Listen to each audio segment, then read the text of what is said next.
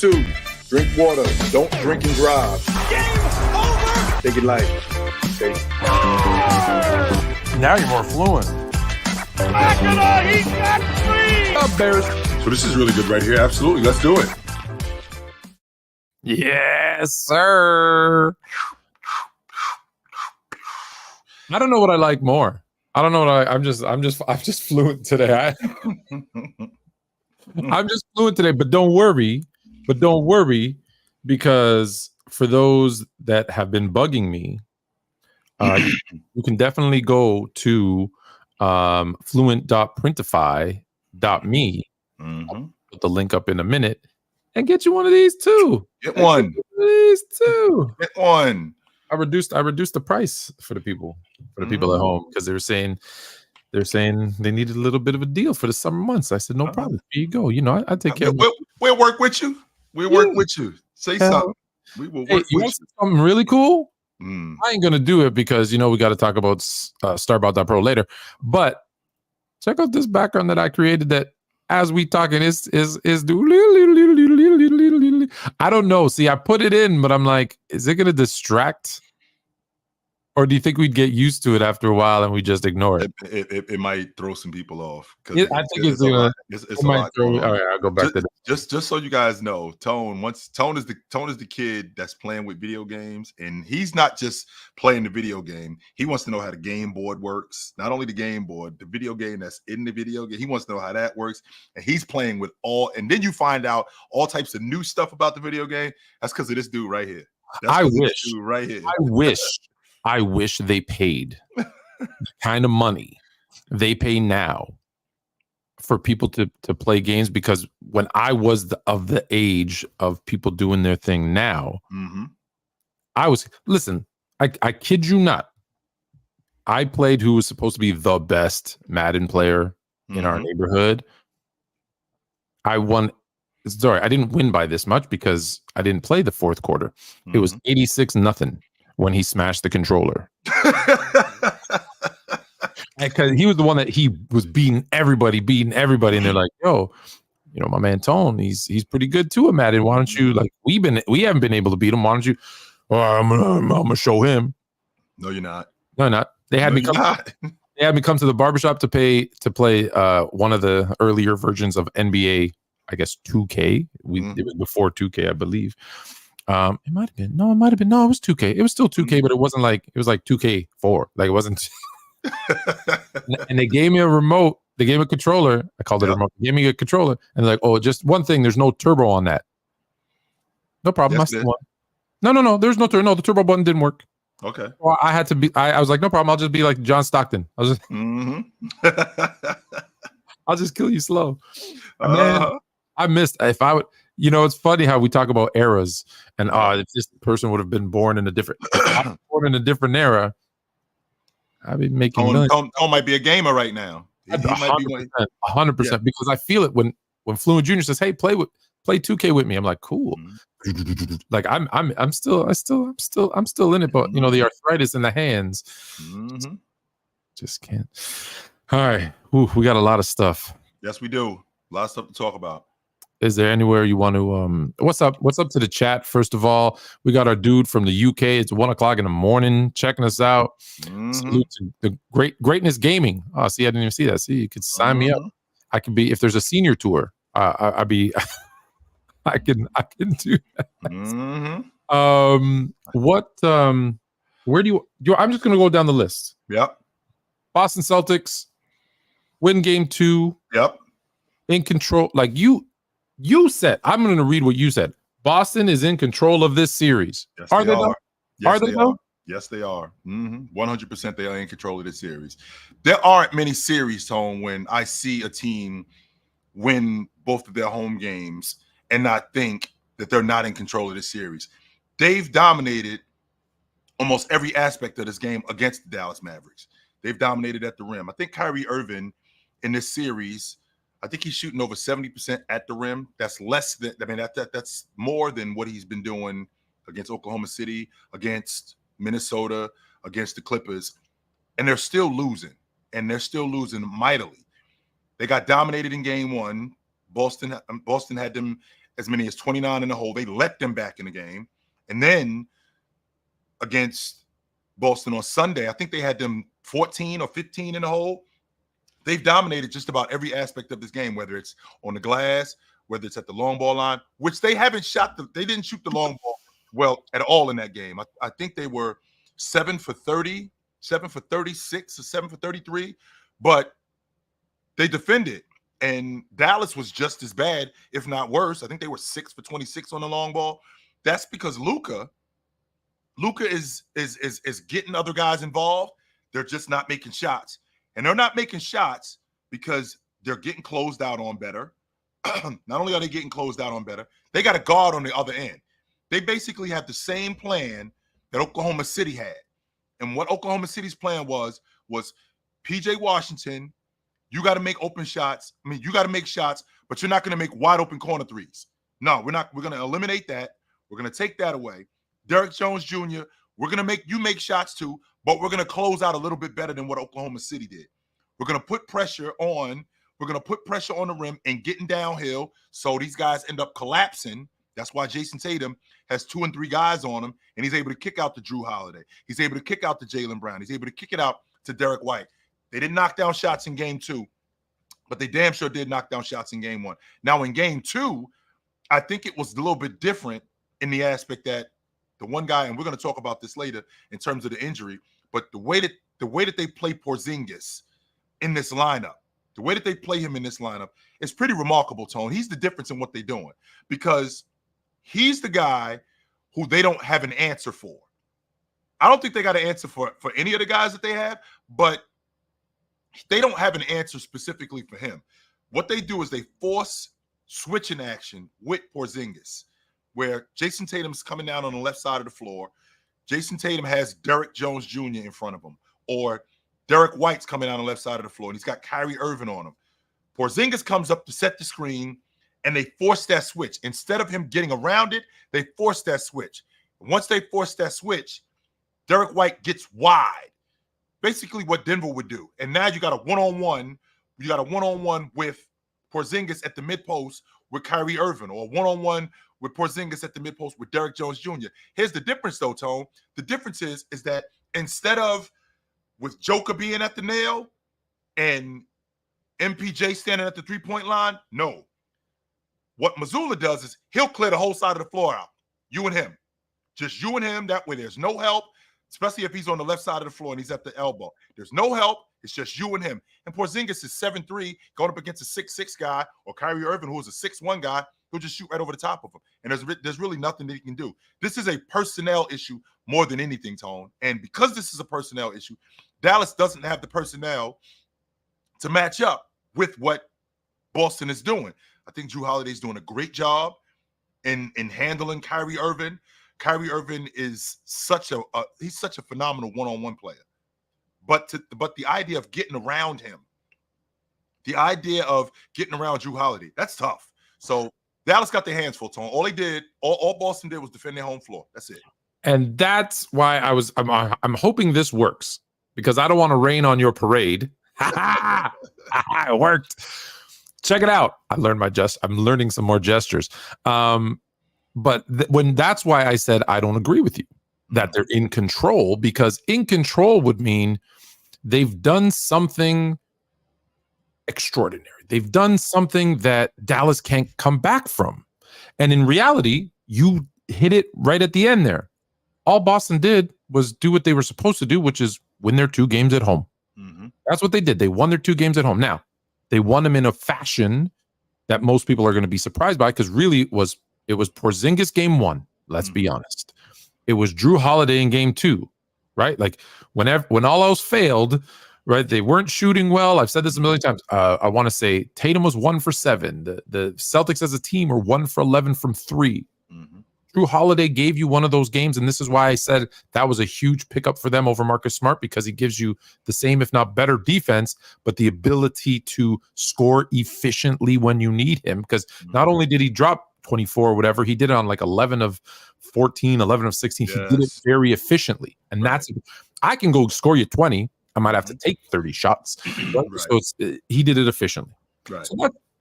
So that's why I say they're not necessarily They're in control in the sense they're up 2-0. Right. But all they did was win their 2 games at home. Dallas needs to go back to Dallas now and win their 2 games and prove Kyrie right when he says we'll see you for game 5. Mm-hmm. My biggest issue in terms of, I'm going to start with Dallas, is Kyrie can't be, I told you this before the series started, they're going to need 30 and 35 from Kyrie and Luka every night. So you're looking at 65 to 70 between both of them. That's what they need for this team to beat Boston, because they don't have the depth, right? They don't have, if you look at Tatum can drop 25, 30. Mm-hmm. Brown can drop 25, 30. Right. Drew Holiday showed you he can drop 25. Porzingis can drop 25. Like, they have a bunch of guys who can drop 25, 30 on you. Right. So any given night, you're going to get at least 2 of them. I think it's very rare that you're going to see all of them just stink. Right. So those 2 have to be consistent, because with all due respect, even if you get good shooting from PJ Washington, even if you get 100% field goal makes from Lively, right, they're not going to give you 25 or 30. Right. So when he's averaging, what's he averaging? 14, 15 for these first 2 games? 14 a game. It's not going to get it done. That's not going to get it done. They need him and Luka to be scorers. And then that gets when they have to then push up on. Now, they might not be able to do it because of the Boston defense. However, that's what they need, because then when they push up, now PJ gets those open shots. Mm-hmm. Lively and Gafford get those alley-oops, right, which was very effective against Denver. Right. So I think the key here is Kyrie and his ability to, he's got to score. He's got to efficiently. Look, that's everybody, but he has to score efficiently if they're going to beat Boston. Now Tone, wouldn't that be the extraordinary thing that they're doing? Because if you look at Dallas's offense, Dallas had one of the better offenses in the league. I think they was in the top 10 in the league in offense. Not only that, I think they were right outside. I think they were right outside the top 5 in points per game. Now, a lot of people will look at points per game and go, well, it depends on when you got them. I don't care. 118 in the NBA is 118. That's a lot of points that you're getting every night. But with that being said, the fact that Boston's defense is holding them down and doing the job that they're doing on Kyrie Irving, who, by the way, just went up against the best defense in the league against Minnesota and torched them. Went up against the Clippers, who, in Tone's illustrious words, the Buffalo Braves, that bomb squad that they had, and he was basically their best player in that series. So now here we are against Boston, who is a mirror image of Minnesota defensively, only except we have better offense. We have more options offensively. We have better schemes offensively, because that's been Minnesota's biggest problem all year long. It's been their offense. So now, even if we're not making shots, we can still do other things offensively, as opposed to Minnesota, who was limited offensively. It wasn't really a lot of stuff that they went to. They don't shoot the long ball like that. The Celtics shoot the long ball. And when they're not shooting the long ball, we're good enough defensively that we can hold the rest of you guys down, because we have more guys than what Minnesota had. Minnesota's got a young Jaden McDaniels, I think he's in year 2 or something like that. The Celtics have vets, and not just vets, guys on the wing who can guard, and turn defense into offense. Jaylen Brown, Derek White, guys like that who can turn defense into offense. Jayson Tatum getting downhill after turning their defense into offense. So I do think that the one extraordinary thing that they're doing is defending. Now, people will look at Luka and go, well, Luka's 30. I think he's 30 and 11 in this series. Well, those are the box score watches, Tone. Just so you know, I think they're doing a pretty damn good job on Luka. No, it's as hard, as crazy as this is, or how crazy it's going to sound, this is the toughest 30 and 10 that someone's had to put up. Right. And let's not forget, and I'm not making an excuse, he is injured. Right. And for all of, and this, listen, remember I told everybody, whoa, slow down. When the best backcourt ever since the no, dude, it's still Kyrie. And listen, let me go back a step. I didn't say it was going to be easy. What I said was, if Dallas is going to win, that's what they have to do. Boston's job, and they've done an exceptional job of it, is to stop them from doing it, which is what they've done, right? Because the other thing that Dallas was great at for the last half of the season, they were the number 1 defensive, number 1 rebounding team. Right. Well, it doesn't look that number 1 right now against Boston. But we've said all season, right? What did I say all season? I want this team. I want that team. But Boston has the deepest roster, and if they're healthy, they're winning it. I think we've said it the whole season. Everyone has said it. And that's going to be a bit of a problem. Yes, it is. And if you look at the biggest problem that they have, the biggest problem that Dallas has is their other guys aren't making shots more than anything. But you don't expect them to make shots either. I do though, Tone. Yes, I do. And the reason why I do is because yes, Tone. That's why they got Derek. That's why they got Derek Lively. That's why they got Gafford. Now don't get me wrong. In the beginning of the season, I thought Lively was a project. I thought he was going to be somebody that they were going to have to work him into the lineup. He's fit perfect with them. Daniel Gafford, they actually went to him early against Jayson Tatum when they go to that small ball lineup, and they put Jayson Tatum at the 5. Well, I don't expect them to go to Daniel Gafford all night long, but they did get some production from him. With that being said, that's not enough. That is not enough. That was my biggest problem with how Luka was operating in that offense, because I'd see Luka he's so responsible for everybody else outside of Kyrie Irving. He's so responsible for everybody else's offense that I worried that why does he have to do so much? And he does. He literally this analogy is going to sound horrible, but they're like his children. He has like babies. If he doesn't spoon feed them, they don't eat. We all sitting at the table, Tone, and we got our knives and forks and banging, but hungry. And he's like, okay, I'm gonna eat and I'm gonna get you something. Meanwhile, Kyrie Irving, he's not sitting at the table. He's in the kitchen. I don't need you to cook for me. I'm good. No, he's cooking his ownmeal and eating it. Yeah. I'm good. I don't need you to do that for me, which works, right? I think that works for him. It works for him, and the problem is it has worked for Dallas because they've made it to the NBA final. Right. But this is what people were calling me wrong, and I was right. But this is why I kept picking against Dallas the whole season and every round, and even this round I picked Boston. It's because I don't. You had them losing to the Clippers. I couldn't believe it. I did. Well, I did because I looked at that team and I watched that team, and you know what I tell you? I always any of those teams that seem like need to be watched, I go and I watch them in person. And if you can remember back when they came to Toronto, and I said, it seems like it's two teams. It seems like Luka's running it, then Kyrie's running it, and everybody else is just like, taking some table scraps. And I don't know how they're going to make that work. Now, to their credit, they made it work against the Braves. They made it work against Oklahoma City. They made it work against Minnesota, who maybe Minnesota got very lucky and shouldn't have even been there. But now you're facing a team that even with, Porzingis, I know you say day to day, and I know we're going to talk about it more in a little bit, but he's gone.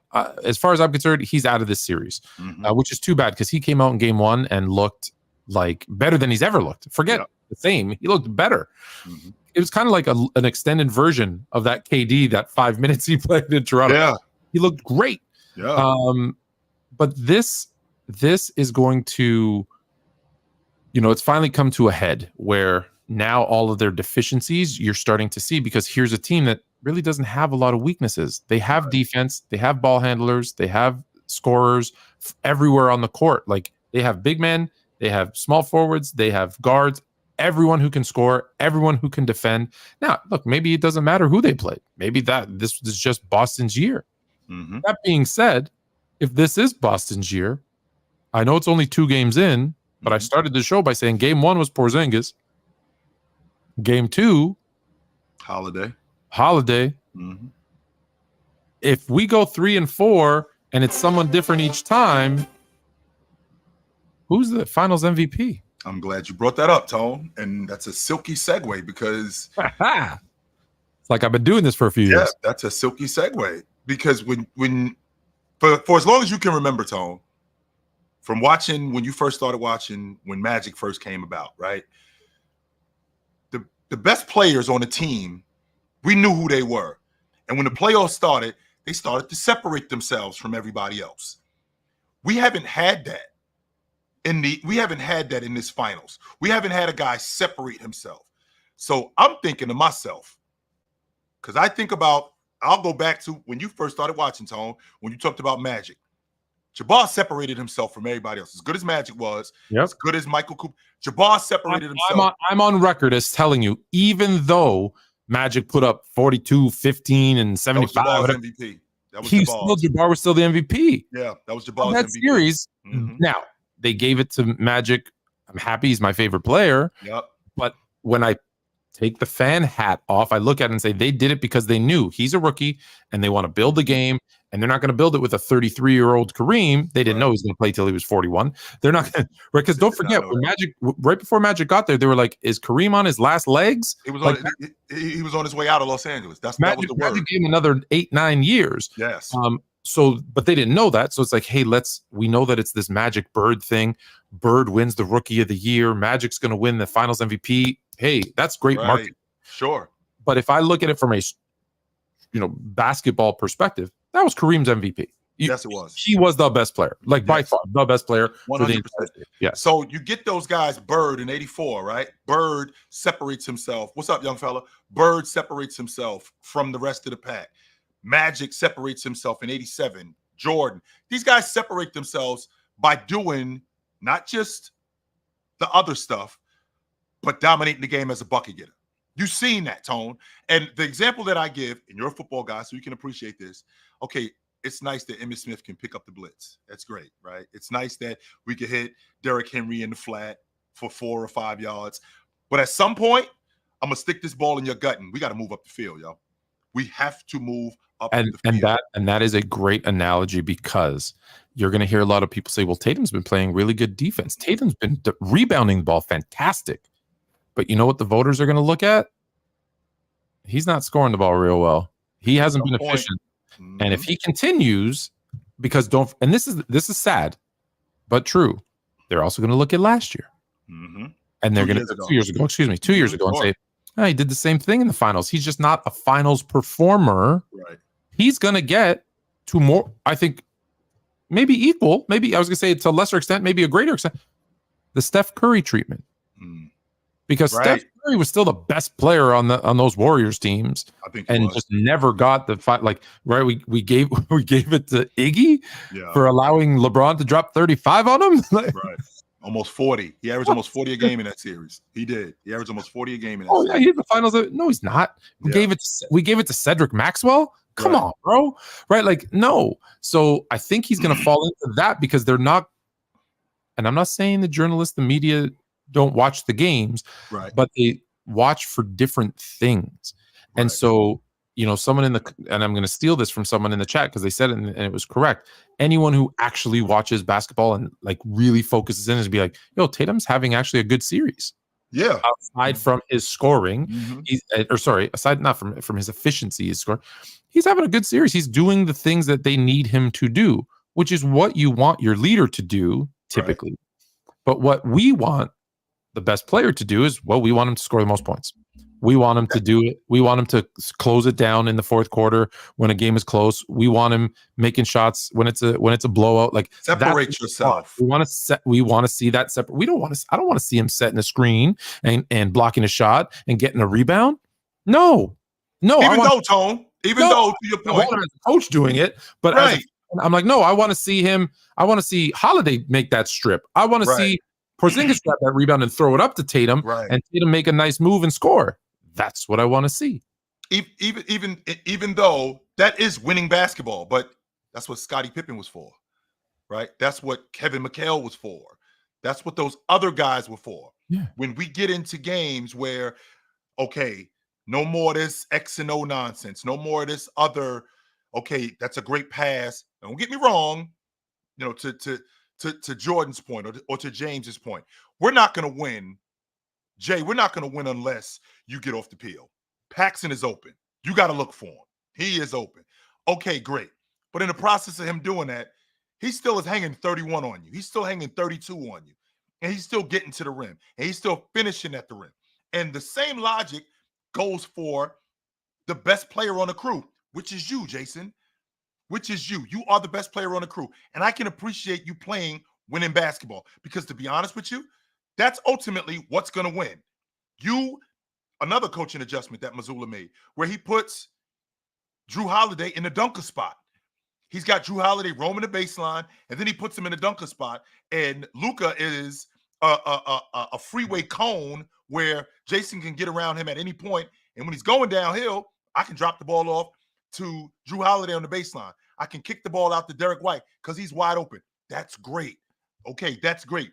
But at some point, you have to assert your dominance. You blowing 2 and 3 layups at the rim. You're missing, you're fumbling the basketball, and you're missing 6-footers and things like that. That's not going to work for us. And not only is that not going to work for us, that's not going to work for you because you're much better than that, and we know that. So if you're asking me, Tone, who is the Finals MVP? If I had to tell you today, the Finals MVP is the guy who plays the best in the closeout game with the Celtics. That's what's going to end up happening. Okay, so make a prediction. Who do you think is going to be? Now we're assuming the Celtics win, right? That's still not a foregone conclusion, but right, that's fine. I'm assuming that the Celtics win, and I would not be surprised. And he's going to get a lot of backlash for this. I would not be surprised if I saw a 35 or 40-point game from Jayson Tatum. That would not surprise me if I saw one of those games, and that could be the game that could push him over the top. That one game, as opposed to all of these other ones, because we've had a different guy every night. We've had Porzingis get busy. Then we had Drew Holiday get busy. Who's going to get busy in game 3? Who's going to get busy? I don't think that to be honest with you, I don't think that they sweep them. But I do say, I will tell you this, Tone, we can't come back to Boston down 3-1 because we're not going back to Dallas. I can tell you that right now. No, we cannot go back to Boston down 3-1. So with that being said, if I look at this crew and whomever plays the best in that in the closeout game, I think that's the guy who wins it. I wouldn't be surprised if it was Jayson Tatum. I wouldn't be surprised if it was Drew Holiday. I wouldn't be surprised if it was Derek White. And the reason why is because there hasn't been any separation from any of these guys. I think Jayson Tatum is playing great in these finals outside of scoring the basketball and being efficient. I think he's playing fantastic. No doubt about it. But when you get into a championship series, which, by the way, Tone, we're going to talk about Jayson Tatum in a little bit. When you get into the championship series, more times than not, they get the Finals MVP correct. Like when they gave it to more times than not. Like when they gave it to Magic, no, that should have went to Jabal. When they gave it to Curry, when they gave it to Iguodala, that's Curry's Finals MVP, right? Yeah. So when you're talking about the Finals MVP, more times than not, when they give it away, they give it to the person who should have gotten it. In this particular situation, there hasn't been any separation. And because there hasn't been, I think the one guy who's going to end up playing the best in the closeout game, that's the guy who's going to end up winning the Finals MVP. So I'm going to make a prediction, and it's going to make for great. It's going to make for great stories for the whole summer, because I'm going to make a prediction that Jaylen Brown gets the Finals MVP after Game 5, because I think it's over. But that being said, I think it's good. Before you go any further, I want to hold you right there because you just said Jaylen Brown. If Jaylen Brown wins the Finals MVP, the logic on him is going to be different. Yeah. But you being a Laker fan, and I keep bringing this up, and Tone, I don't want you to lose your train of thought. Stay right where you at. We didn't have any different conversation in '87 when James Worthy led the Lakers in scoring in the playoffs. Never. We didn't say anything different about Magic when James Worthy won the Finals MVP in '88. But that was because Magic's role, we knew Magic wasn't the scorer. He'd put up 20, but we knew he was there to get you 10, 12, 14 assists in the game. That was his role, was he was making Worthy's life easy. That's why he scored so many points. Right.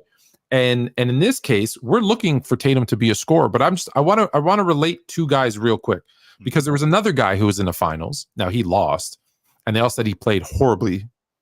And he was the third leading scorer on his team, and he averaged just over 17 points a game. Tatum's averaging 17 points a game. 2011, LeBron James was 17.8. I want to say 8.5 boards, right? 6.5 maybe assists, 7 assists, something along those lines. But he shot 46, 47% from the field, 32, 31% from 3. Right. Jayson Tatum is the third leading scorer on his team.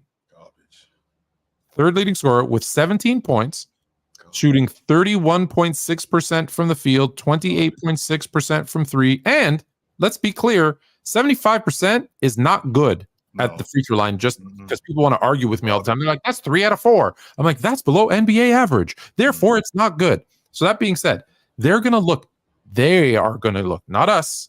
They are going to look at that and say, well, I can't give it to him. I can't give it to him. He's dropped drastically. This is a guy who averaged 25, 27, who knows what something per game in for the season and shot significantly better, et cetera, et cetera. I can't give it to a guy that had this huge drop off, an 8. How much did he average for the season? Do you happen to know? 20, it was 27 and 8. 10-point drop off. We roast. If last time I checked, on you and me had this conversation about Julius Randle. We roasted him for that. Roasted him. Mars went ballistic. Lost his mind that the only way the Knicks win is if they bench Julius Randle for the playoffs. We roasted him for that. You can't drop 10 points in the regular season and then get to the NBA Finals and you drop 10 points and we can say that you're still the most valuable player of this series. No, and that's why I go against what you're saying. Whoever has the best closeout game, because they're going to look at these two games and say, well, he did nothing, right? And they didn't need him to win. Like these two games. They didn't feel close, although the game 2 was closer score wise. Right. I didn't feel at any point in the game like, oh, Dallas might win this. Right. I don't know if you felt that way. I never felt. I didn't. Okay. I never felt Dallas is going to do this. And so when I look at a guy, again, I'm talking about the media, and then I'll say how I feel. When I look at, as a media guy, I'll look and say 17, 32 and 29, 75%. Man, that's not the MVP. They really needed, right? In comparison, right? Jaylen Brown's 22, 5 and 5 on 56 and 28. He's not, or maybe even Drew Holiday's 19, 10 rebounds, 4 assists. He's shooting 65% from the field, 44% from three. They will look at the numbers and go, if he keeps doing that, if Drew Holiday keeps doing that and they keep winning, same thing with Jaylen Brown. Now it's gonna be even something where it's now again, Tone, when I say whoever has the best closeout game, it's got to be something astronomical, like what Jayson Tatum did in Game 7 last year, against Philly. Like if I get tomorrow, I get 52 in game, I ain't even let's not even, because tomorrow's not the closeout game. But if I get 20, let's say I get 25, 11, and 6 tomorrow from him, and they win, and then they lose Game 4, and then they come home and he goes for 52 and 12. I 100% believe that the media and the voters are going to go, that's your finals MVP right there.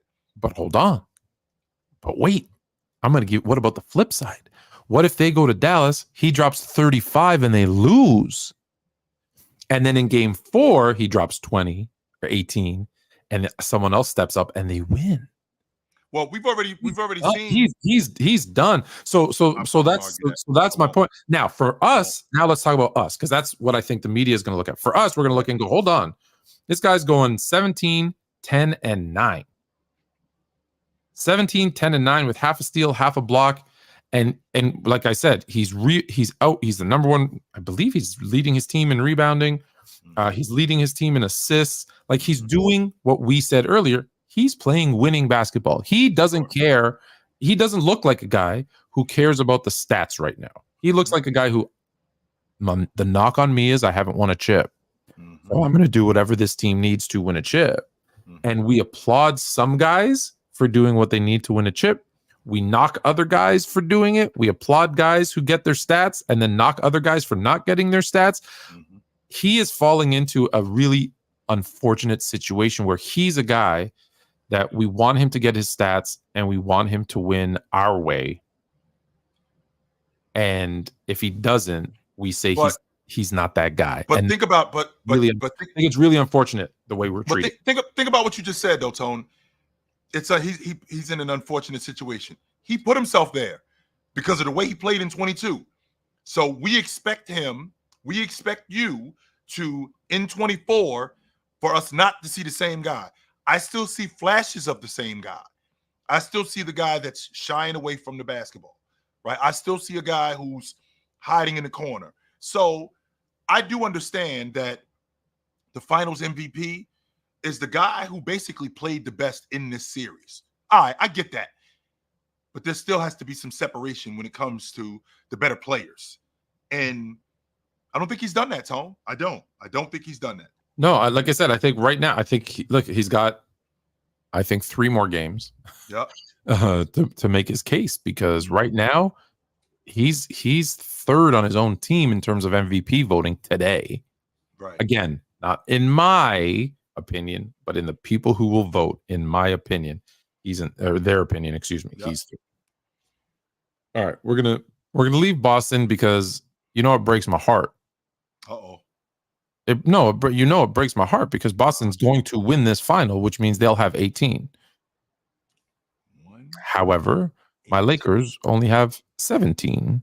And some people would say 16 and a half or 16. Although, if you take the in-season tournament and the bubble ring and put them together, maybe that's no. I call it it's a full ring. Listen, it's a full ring for the Lakers. It's half or a quarter of a ring for LeBron. That being said, the bubble is 100% a ring. So let's kill it. 100%. Right, I agree for the Lakers. 100% a ring. Yes, absolutely. 100%.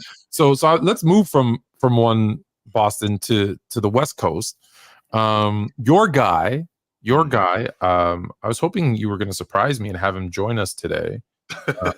We can still work on that. How do you know Dan Hurley? So Dan and I. Or you can just, if you don't want to. Dan and I grew up together. Coach Hurley and I grew up together. I've known him since the 7th grade. We went to high school together. We graduated the same year. So Dan and I have a bit of an unusual bond. We were born in the same hospital. I'm actually 1 day older than him. Our mothers are named. You guys would have been in the hospital at the same time. We were born in the same hospital. Yeah. I'm 1 day older than him. Both of our mothers are named Christine. So we went to high school together. So we're both from the same town. We have a bit of a bond in that area. I didn't know any of that. Had he taken the Lakers job, I would have expected you to drop my name in the hat and say, "Hey, this is a great assistant for you." But he told my Lakers, "Hell no, not no, hell no." I'm good. Out. And he, if I can get it to do it again, definitely rained on my parade. I really like that. 6 years, people look at 6 years, $70 million. Oh, cool. It's not a lot of money. It's a little bit of money, Tone. For what I'm going to have to put up with, that's number one. For what I'm leaving, number two. And for how long I'm going to be here, that's a little bit of money. Understand that Hurley, that's the basketball for that name, right? I want to take him off the table, and I want to talk about them collectively as a unit. And collectively as a unit, the Hurleys, basketball is the family business. That's what we do. Just like cops, right? Just like lawyers, just like carpenters. This is the family business. So if somebody throws a bunch of money at you when you've been doing something for so long, like it's not like we just got started doing this. Right. This has been the family business for decades, over almost 50 years, right? This has been the family business for that long. And with that being said, the bells and the whistles and the shiny toys, okay, that looks great, but how does this make sense? Well, one, I'm going to be coaching the Lakers. Okay, that sounds great. They got LeBron James. What's the flip side to this? The flip side to this is in the last 10 years, I'm going to be the 9th coach that they've had in 10 years. That doesn't sound like stability to me.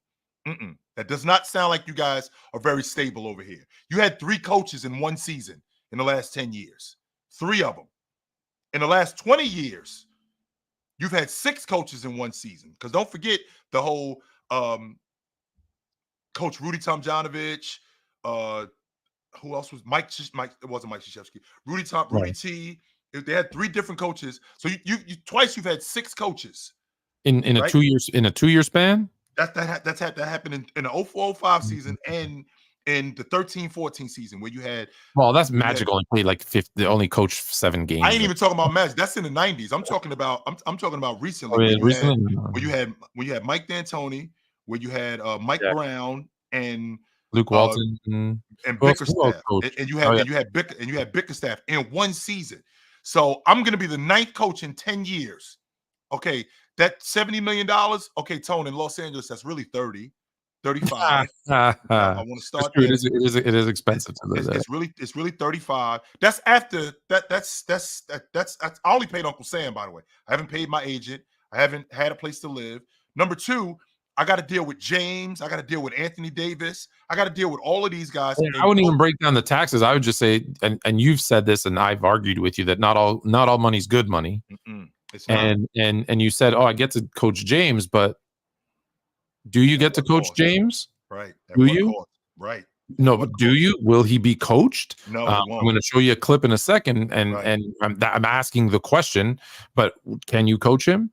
Are they going to? Is he forcing? I don't know. Is he forcing them to draft his son? I don't know. I know that there's a lot of talk that they're bumping up his draft stock so that they can justify drafting him. Right. That's why they're trying to get rid of that number 17 pick, because they don't want that. They don't want that. They don't want that pressure. What's the roster going to look like? Because it clearly we thought it was good enough, but it was not good enough.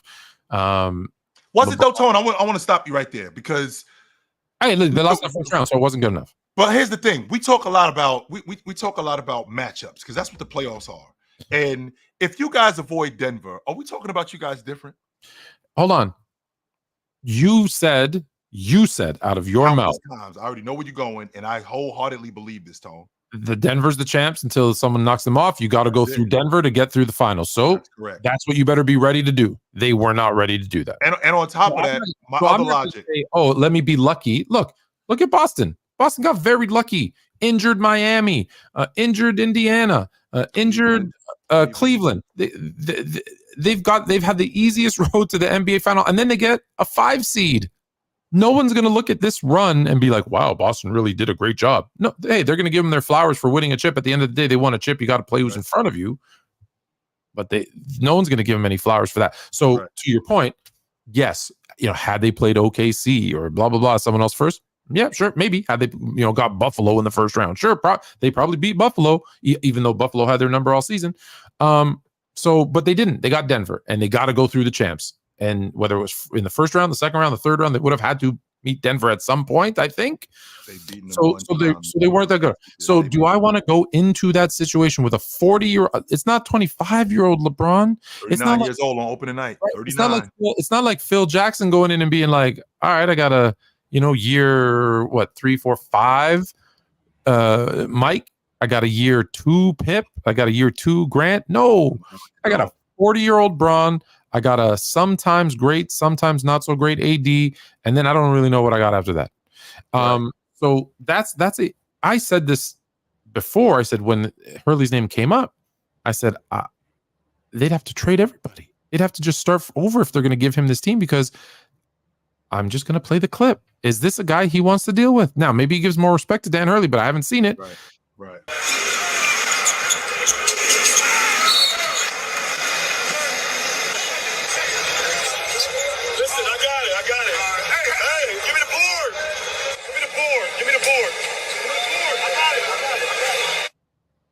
That's just so disrespectful. I'm telling, when I first saw that, the first thing I was thinking was how you do AI stuff.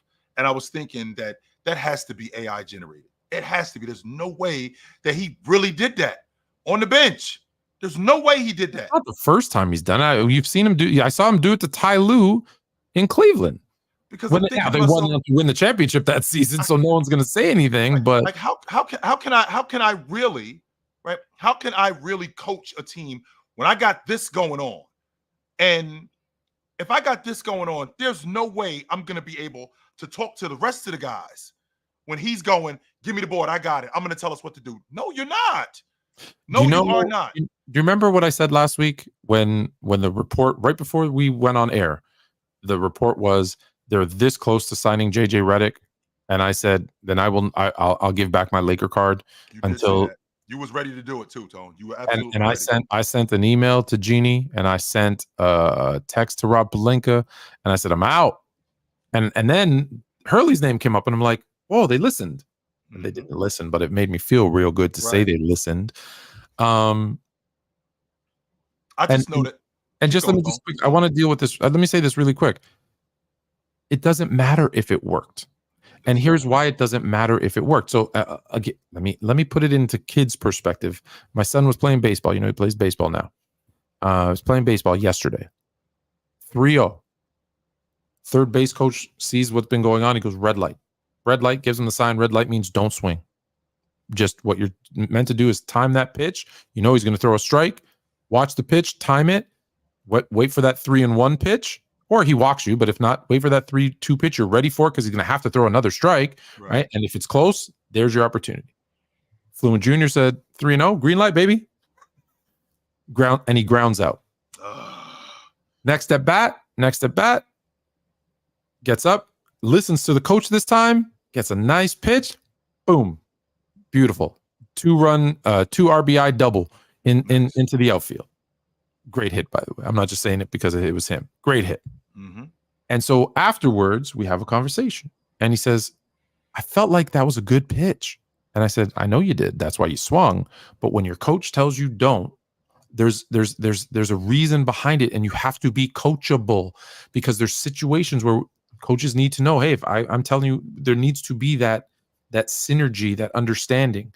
Now, can LeBron James say, hey, let's try this play? Hey, we run 42 blitz, 37-8 black cobra. Let's do that. Oh yeah, that's a good idea. Okay, let's do that. Right? That's different. But to say, get out of here, give me the board, I'm going to drop a play. This ain't the schoolyard. So even if it worked, it's not the right thing. And I wasn't sure if he was understanding, because he's 10.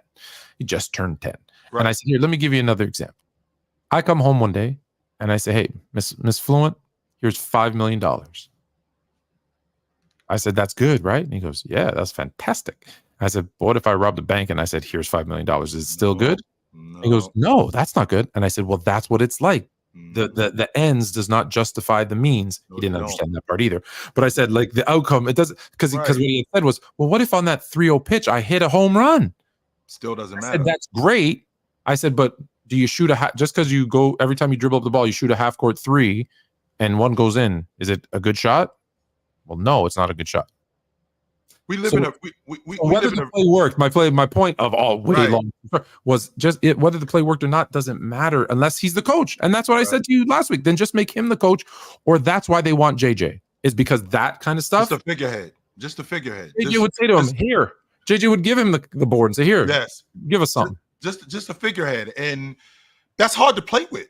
That is hard to play with, because on any and every level, I'm walking on eggshells. I'm always worried about, is this going to be the day? And I can tell you right now from experience, what I know about Dan Hurley, he is not tolerating none of that shit from LeBron James. No great coach is. He is not tolerating any of that. Danny wouldn't last. Not for long, yeah. Coach Hurley would not last 2 seasons. I think he'd be fired in year 2. I don't know. I'm not sure that he'd even make it through year. I'm not even sure if he'd make it through year 1. Because he would probably try to assert his dominance, and then it would be some nonsense. And I know Danny, he'd flip out on him. I know Danny, he would straight give him the business. Now, can I pause you there for a second? And I want to sidetrack the conversation a little, but still about Dan.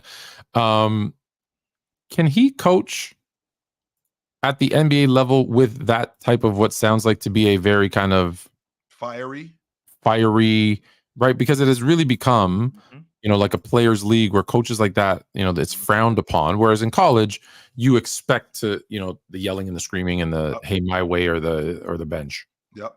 Here's the difference, though, Tone. The difference is that he's also the guy who's going to put the battery in your back too.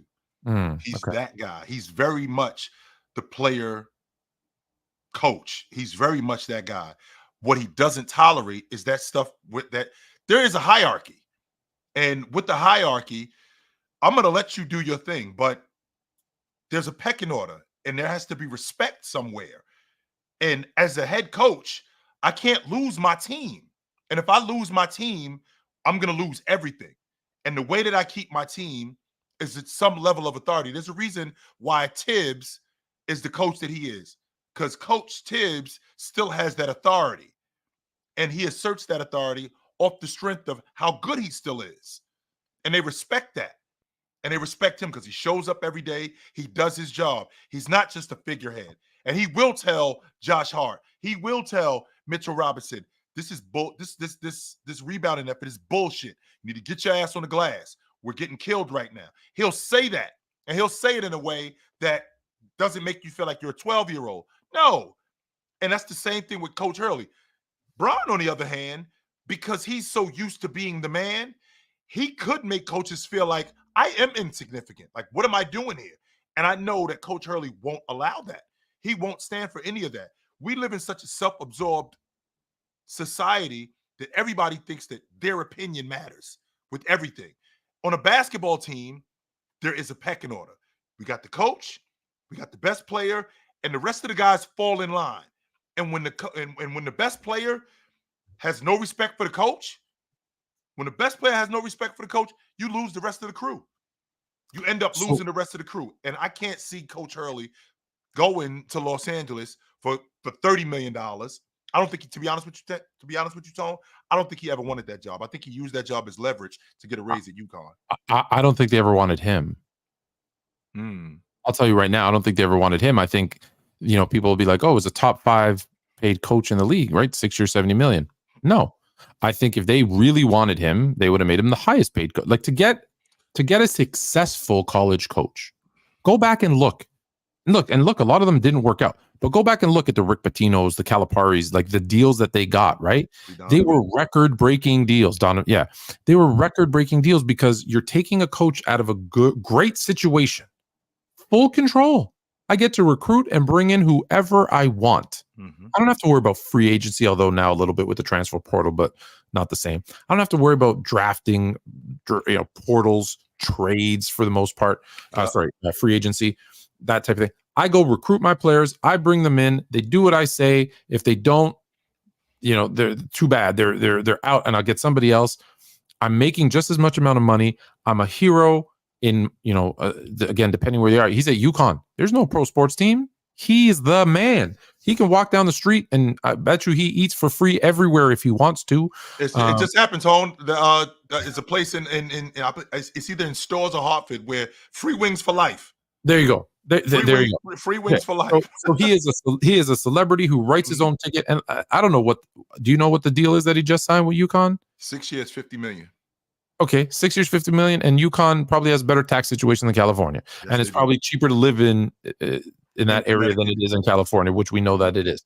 So he's in a better situation. So to get him to leave, the Lakers really wanted him. He would have had to been the highest paid coach in the NBA with significant perks. They didn't do it because they didn't actually want him. What it was we tried, but he said no. Oh, and there might be another coach you're going to hear, another coach's name come up. We tried, but it didn't work. You know what? But we really like JJ. We really like his analysis. We really like the way that he looks at the game. And they're setting you up for, okay, hey, they really did try to get this veteran guy and no one else wanted it. So we're going to settle with this guy, Tone? We're going to settle with JJ? Not settle. They're going to sell him. They're still going to sell him on it. They're going to say, hey, he's got a lot of the same stuff that Coach Hurley does from a X's and O's standpoint and this and that. Plus, unlike Coach Hurley or whoever the second guy is, he played in the NBA. He has a great relationship with LeBron and he understands the media and how to deal with them. Because, hey, listen, coaching in UConn with those, with Bob Jenkins, who's writing for the UConn Gazette, he's not the same person you're dealing with when you're dealing with the LA media. Now it's not the New York media, but it's right. The LA media. JJ's part of though. He already knows how to deal with those guys. They're going to sell you on him, but they're not, because if he was the first choice, the only choice, and that's who they brought in, they would have got. They're still going to get roasted, but now to a lesser extent, because some people will say, well, they tried to get Dan Hurley. So if that's the case, Tone, then it sounds to me like JJ's their guy all along, but we're going to put up these smoke and mirrors to show you that. I hate to say this because it's going to be culturally, a little risque what I'm about to say, but it's very much like the Rooney Rule in football. There are some teams that just say, well, we have to do this, so we're going to interview this guy. It's dumb as it is. That's what they did with Dan Hurley is, well, we need to show that we're talking to other people. Right. No, you're not. You already knew you were going to hire this person. Why you brought in that person? Stop it. Stop. That's a pretty compelling. That's really interesting, Tone, because I mean, I thought about it from. I don't think Dan is Coach Hurley is a. Maybe he didn't want it, and maybe it was a perfect match. He didn't want it. They didn't want him. To be honest with you, Tone, right. I don't think he wanted that job. I think he went out there, leverages it to get a better deal from UConn. The Lakers leveraged. It was a perfect marriage. He leveraged it for what he really wanted. They leveraged him for what they really wanted. So it worked out for both. It worked out for both. The only people who suffer are the Laker fans. Yes, that's really what it is. Because if you look at the situation and you look at the way it transpired, Coach Hurley is a Northeast guy. He's not an East Coast guy. He's a Northeast guy. He first of all, he's from Jersey City, went to high school in Jersey City, went to college in New Jersey. He should be coaching the Nets. To be honest with you, Tone, his first coaching job was at Rutgers. He goes from Rutgers to be to having a head coach job at St. Benedict's. He had J.R. Smith there at St. Benedict's High School. It's a prep school. He goes from there to getting a head coach job at Wagner, which is in Staten Island. He takes that job, turns them around. They become a good team. He goes from Wagner to the University of Rhode Island. Takes them to the tournament. He goes from the University of Rhode Island to now UConn. Coach Hurley is not a West Coast guy. He's not a down South guy. And I don't know how many people know this, but when he was coaching, I believe he was coaching at Rhode Island at one point, and Marquette came in, and that just didn't make sense. And they had a pretty compelling case, but it just didn't make sense. So with that being said, he's not married to the Northeast. He's just a Northeast guy. That's it. And with him seeing Tone, why not? I mean, why not tell Mrs. Hurley, yo, let's get on a plane, let's go out there, let's go get some dinner, let's let them put us up in a hotel, and let's let them wine and dine us. Me and Mrs. Fluent taking the little junior Fluents to California just here in a couple of weeks. Right, yes, it's a nice place to go for a week or so. And right, absolutely. I have no intentions of taking this job, and it gives me leverage with UConn because one, we just won the national championship in back-to-back seasons. When I get that job, UConn is at the bottom of the Big East. We're back-to-back national champions. The Lakers came after me. I didn't come after them. I wasn't actively searching for an NBA job, even though I do think that ultimately he's going to coach in the NBA. I always say this. People reach out to me and say, hey, I got an opportunity. Never hurts to listen. Never hurts to have a conversation. It does not. It does not hurt to listen, Tone. And if you want to fly me somewhere beautiful, all the more better. My biggest concern. Was there a last point you wanted on this? I'm thinking he had no intentions in taking that job and used that as leverage with UConn because again, I wasn't actively searching for an NBA job. Now, I do think that ultimately he's going to coach in the NBA, but I'm in no rush. I'm at the creme de la creme. This is a top 5 program in the country, arguably a top 5 program. Basketball school, girls and boys. That's a basketball school. Absolutely, arguably a top 5 program. Arguably a top 5 program all time. What this does now with the Lakers interviewing me and me turning down that job, that's gonna increase recruiting because now kids are gonna see that I'm committed here and I'm good enough that the NBA wants me. LeBron James wants me. I was just about to say that, Tone. When that job that I really want opens up, now I'm gone. When that Knick job or that Celtic job or that maybe he wants to retire as the head coach of LeBron James's Las Vegas Outlaws. I don't know. You never know. Who knows? You can't handle the truth. With that being said, though, Tone, I think they played us because we kind of figured it out, but I think they played a lot of people. 100% they played. Absolutely. The Celtics, the Knicks, absolutely. The Knicks would be a great transition from Tibbs because Tibbs is. But anyways, let's move on because now the bigger question. So Hurley said no. Mm-hmm. You shouldn't have been talking shit. He looked at Rob Pelinka. Shut your damn mouth. Didn't want to hear it. Now what? What's next for the Lakers? Well, I'm glad you brought that up, Tone. Is it JJ or bust? Well, you and me have had conversations in the past, and you know how adamant I am about recycling bad coaches. I hate it. You know how I feel about that. You're Toronto Red. You up in Toronto. The Toronto did a great thing. I was standing on a hill screaming how awesome I thought that was when they hired Nick Nurse. because what we're doing is we're hiring Mike D'Antoni over and over again. We're hiring Alvin Gentry and we're hiring Dwayne Casey and these guys opening. That's not to say Dwayne Casey. It's not to say they're bad coaches, but yes, it's right. It's not to say that these guys are bad coaches. It's just that, let's get a new voice in here. Let's get these other coaches, they can coach. We don't know how good they are. And the last thing that we want is for them to go somewhere else and to find out that, we had him here only to find out that he's a damn good coach. So if you are the Los Angeles Lakers, if you're Rob Pelinka, call up the Boston Celtics. Ask to talk to Sam Cassell.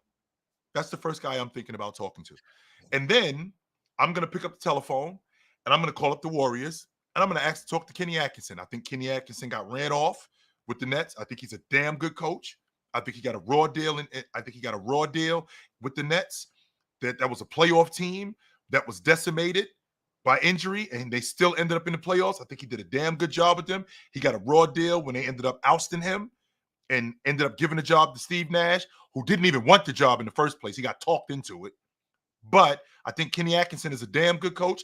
I think Sam Cassell could be a damn good coach. Now, don't get me wrong, Tone.Moving over from one seat to the hot seat is completely different. It's a big jump. It's a big jump. It's a big deal. But with that being said, we're not going to find out until we actually do it. And a guy like Sam Cassell, who's got championship pedigree as a player, played for a championship, played on a championship. He's got 3 NBA championships. In the process of him having 3 NBA championships, his team is in the NBA championship right now, and they could very well win another championship. That would be 4. Sam Cassell does know how to manage players. With him knowing how to manage players, he can hire people. Because I use my football analogy when it comes to coaching all the time. I feel like you are only as good as your backup quarterback. You are only as good as your if your backup quarterback goes down, you're in trouble. Because if your backup quarterback isn't good and your quarterback goes down, you are in trouble. Coaches are only as good as their assistant coaches. Phil Jackson proved that with Tex Winners. Yeah, 100%. He 100% proved that with Tex Winners. So if as good as Coach Mazzulla is, who I think is a damn good coach, and as good as Phil Handy is, even I think Phil Handy's gone, by the way. He was with the Lakers. I think they got rid of him too. With that being said, Tone, this team recycling bad coaches, bringing in these other guys just to check their temperature, Atkinson, Sam Cassell, I think it's a good thing. I want to throw another name in there for strictly selfish reasons. Scott Morrison, the assistant coach with the Utah Jazz, would be wonderful to have, my friend, there with my Lakers, because I'd be on his staff. No, he's a damn good coach. Let's go, Scott. He's a damn good coach. Yes, he is. No, but there are guys like that who, at some point, I think they're going to get a shot. But I feel like a lot of times we miss out on some of these guys, and by the time they do get their shot, and one name comes to mind. Do you remember? Rest in peace, Brendan Malone. Brendan Malone, sure. That's Mike Malone's father. Longtime assistant with the Knicks. Got a short stint with the Raptors. Was playing their vets and was winning games. And Isaiah Thomas said, "No, you need to play our young guys because we're an expansion team and we need to." Is that what happens on? Yeah, we need to like see that. And he's like, "No, I get paid to win games. If I don't win games, I get fired." Right. And he said, "Well, guess what? If you don't do what I say, you get fired." And they fired him. But by that point, he was already been in the league a long time, was older. Like, he got another chance once again. But again, it was so much, sometimes you get that stage where it's like you don't have the same oomph, the same voice anymore, the same enthusiasm, the same all of those things. But I'm like, if Malone had gotten a chance 10 years earlier, I think he would have been a hell of a coach. And that's why I'm scared with some of these younger guys. That's why I was actually applaud Utah, right? Or these teams that hire these younger guys, because I think they relate to the players better. And look, you still got to be tough but respected, but also speak their language. My fear is, and I heard this, I like Sam Cassell's a lot. He was the first name that I thought of. Mm-hmm. I'm scared that they're going to figure out a way to convince him to come in and be like a head assistant to JJ. And that's gonna kill, because it's going to be, one, bad for JJ, because now there's a guy who's way more experienced and deserving than I am behind me, and now I'm expendable, because if I start to stink, Don't worry, we got Sam Cassell can slide right in. It was the same thing if you remember when they had Jason Kidd being the assistant for Vogel. Everyone was like, well, yeah, Vogel's out and they're going to slide Jason Kidd in. Jason Kidd just doesn't stay around long enough. He took the Dallas job, but that not come up, it would have been Vogel. He would have been the head coach of the Lakers, sure. And so that keeps gnawing at me as that's what they're going to do, and they're going to sell it to Sam Cassell as this is your team, you're going to get it, blah blah blah. JJ needs somebody, and I don't. Oh, that would be a PR nightmare, to be honest with you, because people. The reason why I feel like that is because there's people who will see right through that. You see right through it. I don't. You know what? I don't know. Don't give people too much credit. Because I can see right through that. I said the same thing when they hired Missoula. When they hired Missoula, I'm thinking next year, if they're 500 in the first, I don't know, month or two, Missoula's going to be out and Sam Cassell's going to get that job. Only except they ran off like 15 straight. They played well. They did another. They ran off another 10 straight. So we already know that JJ would be a figurehead. He wouldn't exactly be Phil Jackson. He wouldn't be Pat Riley. He wouldn't be somebody that's going to be sustainable. Does anyone even like JJ? No, to be honest with you, I don't know what those circles say about him, but he doesn't seem to be like I don't know him personally, so I can only go by what other people who do say, and he's not very liked, not in media, not by players, not by coaches. Like, it doesn't seem like he's a well-liked guy. Now, do you have to be a well-liked guy to be a good coach, a great coach? That was my next thing, Tony. No, you don't. But man, it makes it a whole lot easier. Right? Like when you see who's the head coach at OKC? Dagnall. Who was it? Oh no, maybe it was Minnesota's coach. Who's the guy that got hit and like had to sit up? Why am I drawing a blank on his name? I know I'm drawing a blank too. That's why I asked. Why am I drawing a blank on? It was the Minnesota coach. It was, yeah. It was Mike Conley ran into him. Yeah, Mike. Yeah, it was the Minnesota coach. Listen to him talk. Listen to what every player, coach, everybody around the league loves him. They're like, he's a great guy. Chris Finch. Chris Finch. Thank you. There you go. Everybody loves him, and so just like if I'm building a franchise, if I had all things equal, I'm taking him. Okay, but if one guy's a great coach and the other guy sucks, okay, I'm taking the great coach. Well, even if he's a jerk. So it doesn't necessarily mean you're a good coach, but you come in with no experience, right? No pedigree, no, not being liked. No one's rooting for you. No one's helping you. No one's giving you, those little things that you need, right? To be successful. It just makes it harder. And don't get me wrong, Tone. It's cool to be popular, so to speak, with the fellas, but what's more important, me being liked or me being respected? And I think both of those aren't what JJ Redick is going to have, because one, as a player, you're not liked. As a coach, you're not respected. You're not respected because you have nothing. Exactly. You have no pedigree. So what do you know? And on top of that, guys like James, guys like Anthony Davis, they've won. So they're going to be looking at you. Just look at these guys, man. Like Steve Nash is a very recent great example. Player turned coach, no respect by his players, right? What didn't someone say? Hey, that's my MVP sitting up in there. Or I don't know what is. Kyrie Irving said we don't need a head coach. He said that we don't need a head coach. Doug Collins never even played.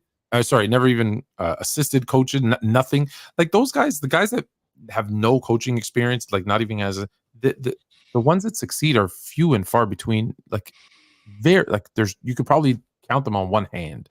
Yeah. So what's next for them, I think, is JJ. There's still holes in the roster that need to be filled. Tone, I'm gonna be honest with you. I hate to say this, and this makes me nuts that you were right. Tone, we got to start over. Let's blow this thing up. We got to start over. You're more fluent. We got to blow this thing up. Can you say that again? Because the people in the back didn't hear you. I was what? Tone, you were right. We got to blow this thing up, man. We got to start because where we are. AD had that 10-game run. Trade him. We got to start over, Tone, because where we are right now is not close. We have to get Tone. You're patching the dam with bubble gum. That's all we doing. That's all we're doing, Tone. We're putting a Band-Aid over bullet wounds. That's all we're doing. And it's bleeding. We have to stop the bleeding. How do we do that? We got to get a coach in here. Los Angeles, I'm not a big fan of the city of Los Angeles as a basketball city because I feel like a lot of those people, they come to the games just for show. There are people who are basketball people in Los Angeles. With that being said, if very much like the Knicks, very much like New York, Chicago, these are basketball people. And if you are honest with them and you tell them, this is our head coach, you get a franchise player. This is the guy we're building around. And then you build around that, they'll get behind you. Yeah. As opposed to, okay, like the Knicks were doing every year when they were losing 50 straight games. They were losing 50 games every year. And the next year they're telling people, yo, we're going to the playoffs next year. We're going to the playoffs. No, you're not. You're not. The Yankees, who I'm a Mets fan, if anybody knows that. If anybody knows me, they know I'm a Mets fan. The Yankees were the epitome of being honest. Yo, we're starting over. Judge is our guy. We're going to build this unit around him. We're going to go get pitching. We're going to go get some more sluggers. And the Yankee fans and the New York crowd was like, we're going to get behind you. As opposed to, we win in the World Series next year with this kid. Okay, no, we're not. Yeah, but see, there's two things there that's the problem. One, Philadelphia tried that. Trust the process. And it failed miserably. LA has been spoiled because every time we'll go on a 3 to 5 year kind of dip, but then we always come back with something, right? And I'm talking from Mikan to Chamberlain and West, I guess I should give them both credit. Kareem, Magic, Shaq, Kobe, LeBron, right? Yes, there was lulls. Don't get me wrong, and some of them were injuries, some of them were unforeseen, whatever things. But there's a couple of years. It's never been, hey, we're starting fresh. It's, hey, give us a couple years. We're going to tweak it, put some stuff together. Now, sometimes it lasted longer than we wanted it to. Mm-hmm. The middle of the 90s, the middle of the 2000s. Like there was points, or the 2010s, excuse me. Mm-hmm. But it always came back with almost like a bigger and better star. If you think about it, right? Mikan, Chamberlain was better. Kareem, at that point in their careers, Kareem was better. Magic was better. Shaq and Kobe were better. LeBron's, in my opinion, the second greatest player ever. Right. So they always got someone that was right. Who's that person? That person doesn't exist. Maybe we haven't met him yet, Tone. And that's what I tell you what, maybe if the great Jerry West was still in the front office and did what you have him already. We have him already. Did what you said, maybe Wemby would be in a Los Angeles Lakers uniform. You're probably right. And here's what scares me. Next year, you're going to try and sell me that a 40-year-old LeBron, a day-to-day Davis, a kid that shouldn't be in the NBA, but because of the name on the back of his jersey, he is, and JJ Redick is coach. You're selling me I'm not. Listen, I might have been born on a Monday, but it wasn't yesterday. No, it wasn't. I was born at night. I was born on a Saturday, mind you, but it doesn't make sense other than if I say Monday because today's Tuesday. That's the bill of goods. I fear that's the bill of goods that they're going to try and sell me this offseason. That's suspicious. That's weird. You're right, Cardi. It is suspicious and it is weird. And that's where this is all going to fall apart, because at the end of the day, I've said a 40-year-old LeBron, how long is he still in LA? How long is he still in the NBA for? Which is really interesting, Tone, because I'm glad you brought that up, because that's another silky segue. Tone is Peyton Manning in the backfield. That's what he is. He's just, because that's an interesting question, Tone, because James is 39. He'll be 40 years old in December. So he's 39 on opening night. We're basically a month and a half into the season. He turns 40 years old. I'm not one of these ridiculous people. Let me pause you there and just say, as someone, and you as well as I have been through this, I don't know what it is, but every decade that turns, whether it was 20, 30, 40, every time there's a zero behind a number, your body, your mind, your mentality, I'm telling you, people, because some of you are like 21, you're like, I don't see it. Wait. Oh, you don't see it right now. Of course, there is a shift. You don't see it right now. And even though I tell you, 39 and 364 days, I felt one way. 40 and 4 hours, I felt completely different. And we've been through more of those. As you know, I had a birthday a couple weeks ago. That being said, so I just continue because it's gonna happen. You're gonna see it. And I'm not ridiculous enough to think, unlike some of my friends who think that he's gonna play another 5 years, and I'm like, no, he is not. Yeah. He's not playing for, he can do this for another 4 or 5 years. No, he can't. No, he cannot. Not only can he not do it. Great. My starting lineup's going to be Bronny at the 1, Bryce at the 3, and LeBron at the 5. You're gonna get his daughter too. How about that? We're gonna get his daughter because by that time she'll be graduating. She'll be close to high school. So let's get her in the lineup too. So with that being said, what am I building my future around? I can tell you what I'm not building my future around. I'm not building my future around right now. I'm not. I can't. That's not legit, Tone. And a guy who, James being almost 40 years old, who I think I'll give him 2 more years, Tone. That's as far as I'm going. I don't think he lasts past 2 more years. Then what do we have after that? Okay, so now we're starting this rebuild 2 years from now. And what are we rebuilding with? Are we rebuilding with Anthony Davis? Is Anthony Davis still going to be here once the LeBron era ends? Because by the way, Tone, in 2 more years, he'll be there 9 years. That's how long he'll be there, right? Two more seasons, because he just, I think we're going into year 7 this season. So if I got 2 more years, I'm sorry, it'll be 8 seasons that I got out of him. 8. So if I get 8 seasons out of this guy, 8 seasons, now we've moved on. He's 42 years old. Who am I moving on with? And am I comfortable starting over? Because in the words of the great Bill Walsh, I'd rather trade you a year too early than 2 years too late. Isn't that? I thought that was Bill Belichick. He got that from Bill Walsh. For real? Yes, that's we started that. He got from a 49er fan to steal something away from Boston. He got that from Bill Walsh. So the idea that I'm holding on to these guys, and Tone, I can't say it enough. You were right. If we are serious about winning, what we can't do is keep patching up holes, because eventually, Tone, this shirt's gonna fall apart. I can't keep sewing it. I can't keep putting patches on the shirt. Eventually, the shirt's going to fall apart. I got to get a new shirt, and I got to take care of it. It's going to look like that Gordon Gortrell. That's exactly what it's going to look like. That Theo Huxtable had on. Yes, it is. It's going to. You got to. And if you don't know, let's be clear. For those that don't know, go look up Gordon Gortrell, Cosby Show, the one that Denise made, not the original one. Sleeve over here, collar over here, over here. No, we're not doing that. Hell no. And my favorite episode. The Lakers have always been a team since I've been watching basketball that has a foundation. They built something. But we live in a time where everything is right now, which goes back to your point, which I do combat. Like you talked about Philly, they trusted the process. The process has failed. Those Philadelphia fans will get behind them if they get it right. We got to, first of all, you built your process behind a guy with bad feet. That's what you started your process with. Listen. But it would have worked. It would have worked. Again, I get it. Hindsight is 50. Hindsight is 2020 or whatever the hell that saying is. But it would have worked, except there's only 2 teams.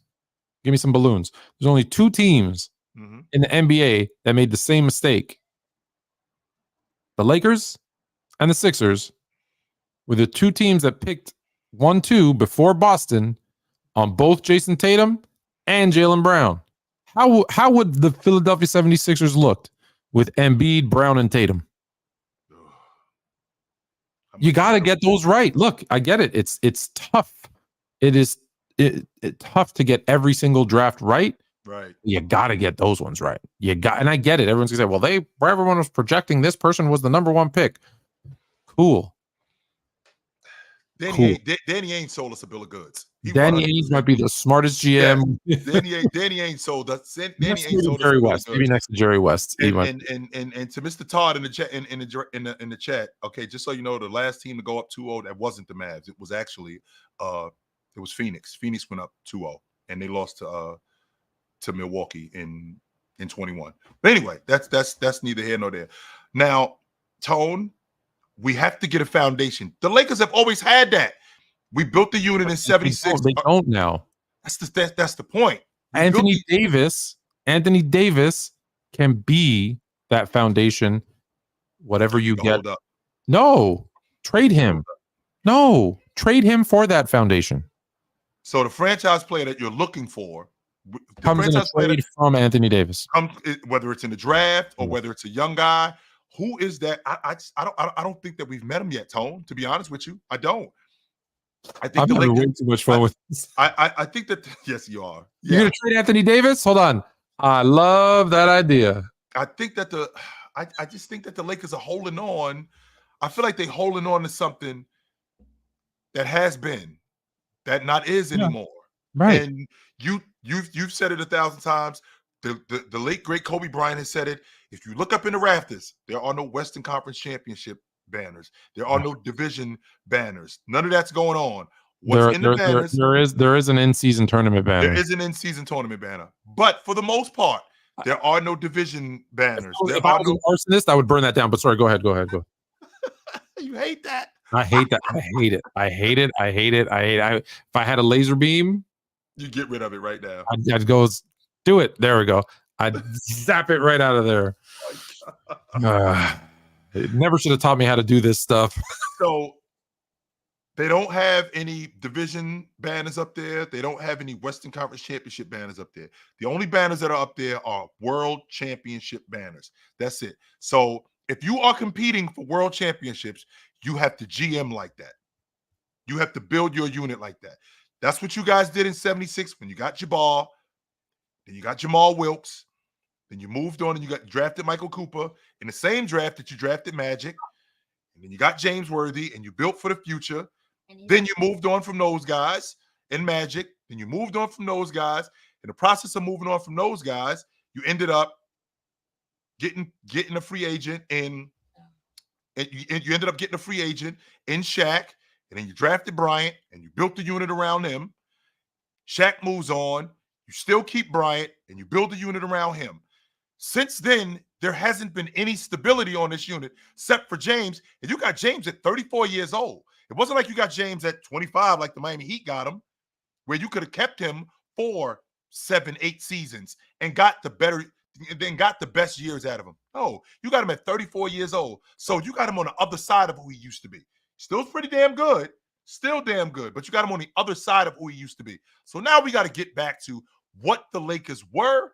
And how you do that is you get a foundation. If you get yourself a franchise player, move on from all of this other nonsense that you're doing. The Laker faithful will get behind you if you do that. Yeah, 100%. But that would mean you're getting rid of LeBron too. He's going at some point, Tone. He's not going to play forever. That's the problem. So we got to wait till he leaves because you can't send him home. Just so you know, he's not under contract. You think he's signing somewhere else? I don't. Or they're not going to offer if they don't offer him a contract. You don't think he's going to come out? It's LeBron after all and say they didn't offer me a contract. Is he going to leave $52 million on the table? Is it a player option?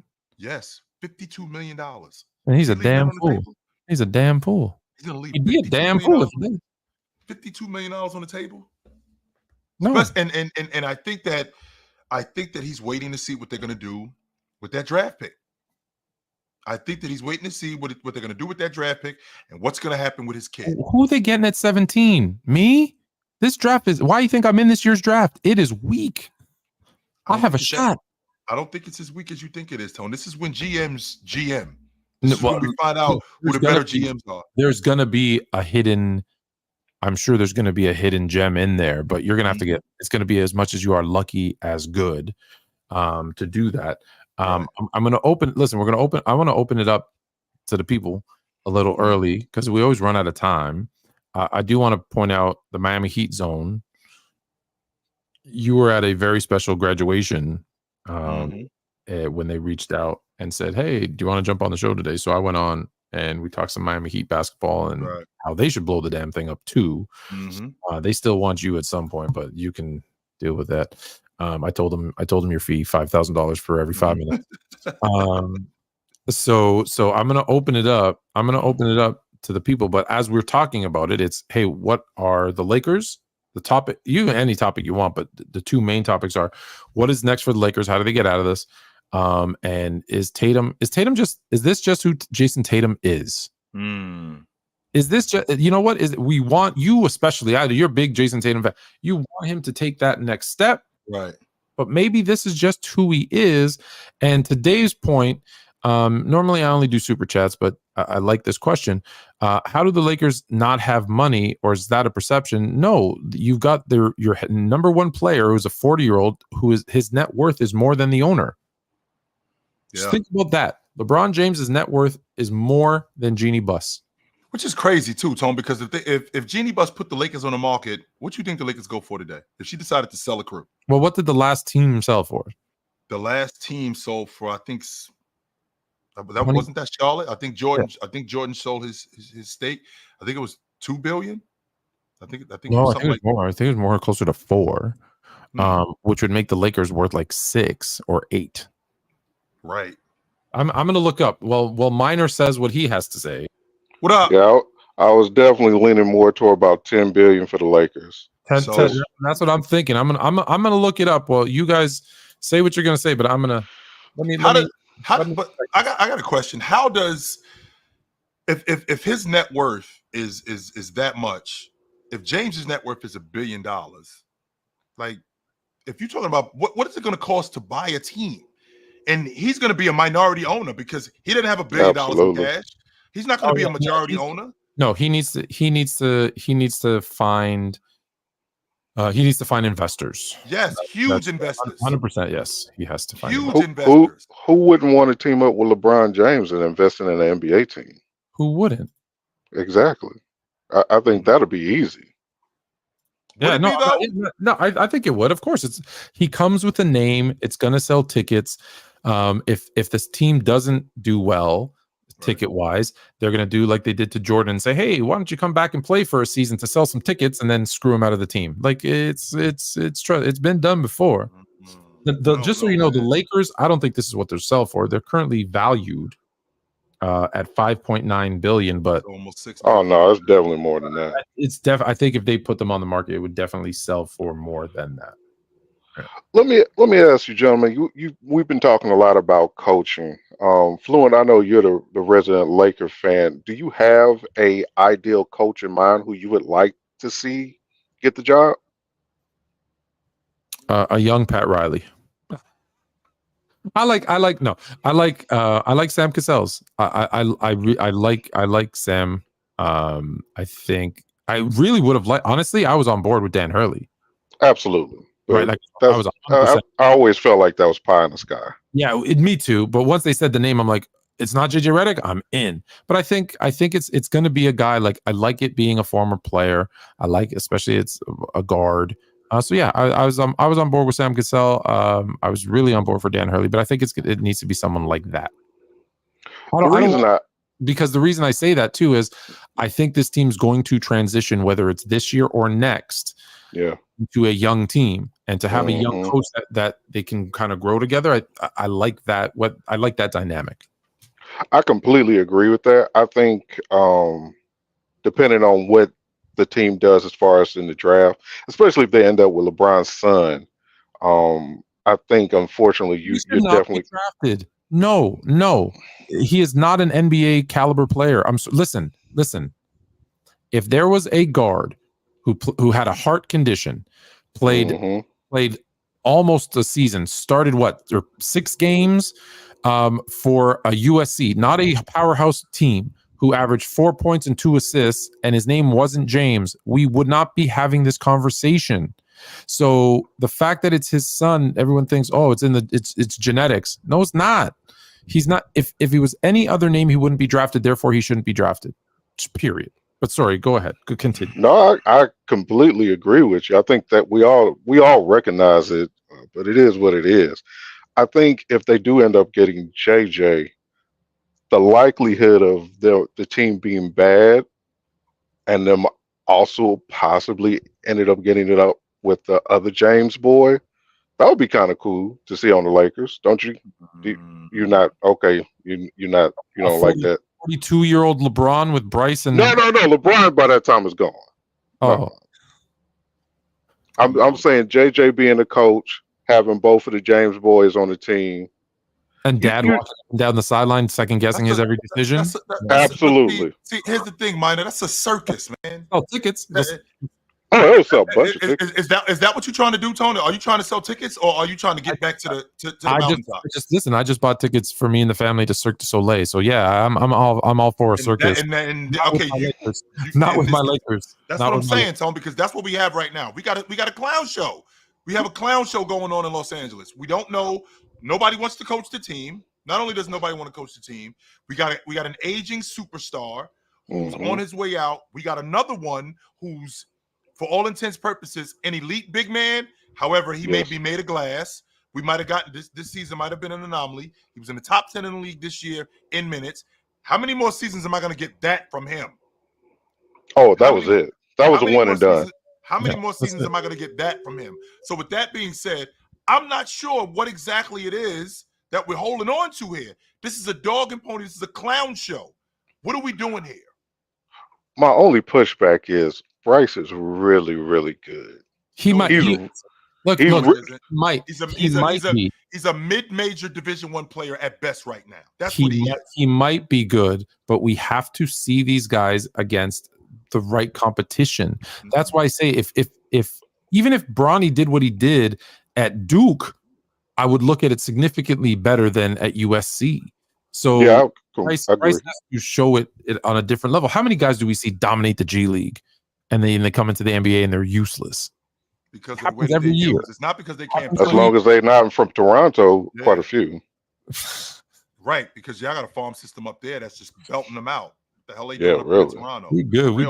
Can I ask you a question, Fluent? You're a little more tapped in with, the NBA goings on. Why isn't Mark Jackson at least getting mentioned? You hear the rumblings, but I've never heard a solid answer. I didn't hear the name that you said. Mark Jackson. Oh, Mark Jackson. He's been blackballed. Yes, but why? Religious reasons is the best one that I heard. Is that he was very preachy, and a lot of guys didn't take well to it, which is funny because if you look at the football culture, that's like applauded to a point. Ask him how they treated Mike Singletary in San Francisco. They did not like that about him. So that's everybody that I've ever asked. That has always been the.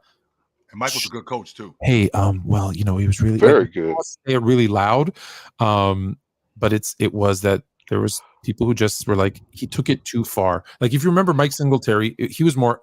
Remember he had the big cross, and he he was a preacher every Sunday, and it rubbed people the wrong way. My understanding is Mark is like that too, which is crazy because. Which is kind of ironic because Reggie White was like that too, and they got behind him. Player different when it's a player versus. But Mike Singletary was a former player. He was one of those guys. But I mean, we've been hearing. Minor, how long have we been hearing about Mark Jackson? For years now. We've been hearing about Mark Jackson since he left the Warriors. Almost a decade. Over a decade for setting. Everyone gives him credit for setting up that team for Steve Kerr. But no one gives him the shot to. I actually said. When they fired, which I didn't agree with, but when they fired Adrian Griffin in Milwaukee, Mark Jackson was the guy they should have hired, not Doc Rivers. But I would not have hated that. And his name never even came up. Nobody even considered. His name never comes up on any of the coaching jobs. Done a better job. I guarantee you. Which is whack. Because if you think about it, if you think about the coaches in the NBA, I am 100% certain that there's some coaches in the NBA that got stuff on them that's way worse than what Mark Jackson did. And they're still coaching. Sure, he's 100%. Way worse. He's coaching in Houston right now. Minor, give me a second. I want you to come back on, but there's a couple other people on too, so I want to give them a shot. But don't go anywhere. Absolutely. All right, cool. Mr. Fernandez. What up? Hello, can you guys hear me? We can. Do you guys think this is something that Jayson Tatum is as a player? Do you guys think he's eventually going to bounce back from this? I think it's incredible how he's talked about that. Is this him as a player? Now, I'm watching him, and I'm watching him in the NBA Finals particularly. And yeah, I do see some 2022 from him, but I see some 2022 from him off the strength of him worrying about being 2022. That's how I feel like he's playing. He's playing like I have to do everything right. So I'm worried about missing shots. I'm worried about turning the basketball over. When you play like that, you see what happens. I'm on record saying it reminds me of, if you ever seen the movie The Matrix, when Morpheus and Neo are fighting, and Morpheus says to Neo, "Stop trying to hit me and hit me." Jayson Tatum looks like he's trying to score instead of just scoring. He looks like he's trying to play instead of just playing.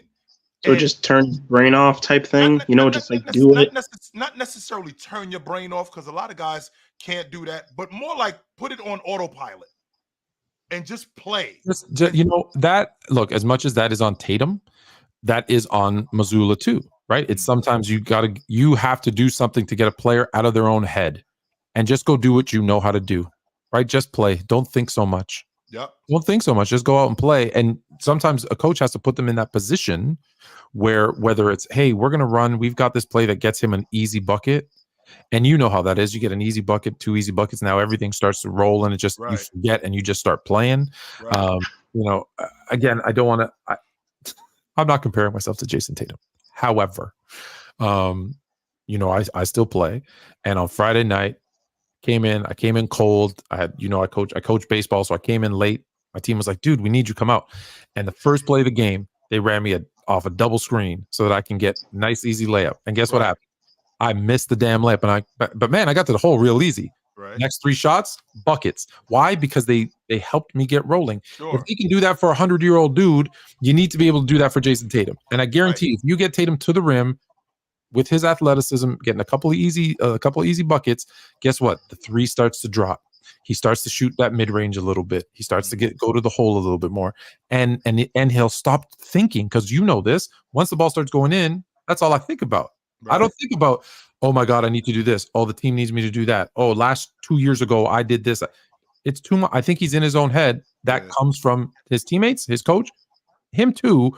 But those guys have to help him. I just see I see him as a guy who is so worried about a repeat performance that he's stepping on his own toes. Yeah. That's what he's doing exactly what he's doing what he did in 22 in terms of scoring. That's what he's doing the other stuff. And he's doing the other stuff great. I do see a different level of playmaking. I see a different level of defense. I see a different level of distributing. I see a different level of that. But I feel like him being aggressive as a scorer, I think he's worrying himself. And he's worried about being what he was in 2022. Now, what I can't do is I can't ignore it, because James Harden showed me this in the finals in 12, and I ignored it. And I said, this is not who he is. He's just young. When in reality, this really is who he really is. At the end of the day, James Harden is a guy who, in the end, he's going to fold up like a lawn chair. He's going to fold up like a lawn chair. We've seen both sides, because in 07 and then again in 11, in 07 and 11, that's what we saw from LeBron. But then in 12, we saw a different dude. In 13, we saw a different dude. In 14, even in a loss, we saw a different dude, right? He was a different dude after those first 2. So I don't want to say too quickly on Tatum.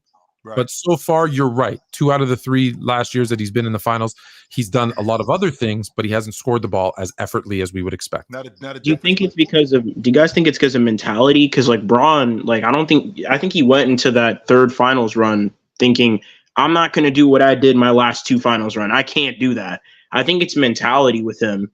And I think you're right. Where do you think that mentality came from? That mentality came from a summer of talking to Dwayne Wade and Dwayne Wade telling him, you got to be you.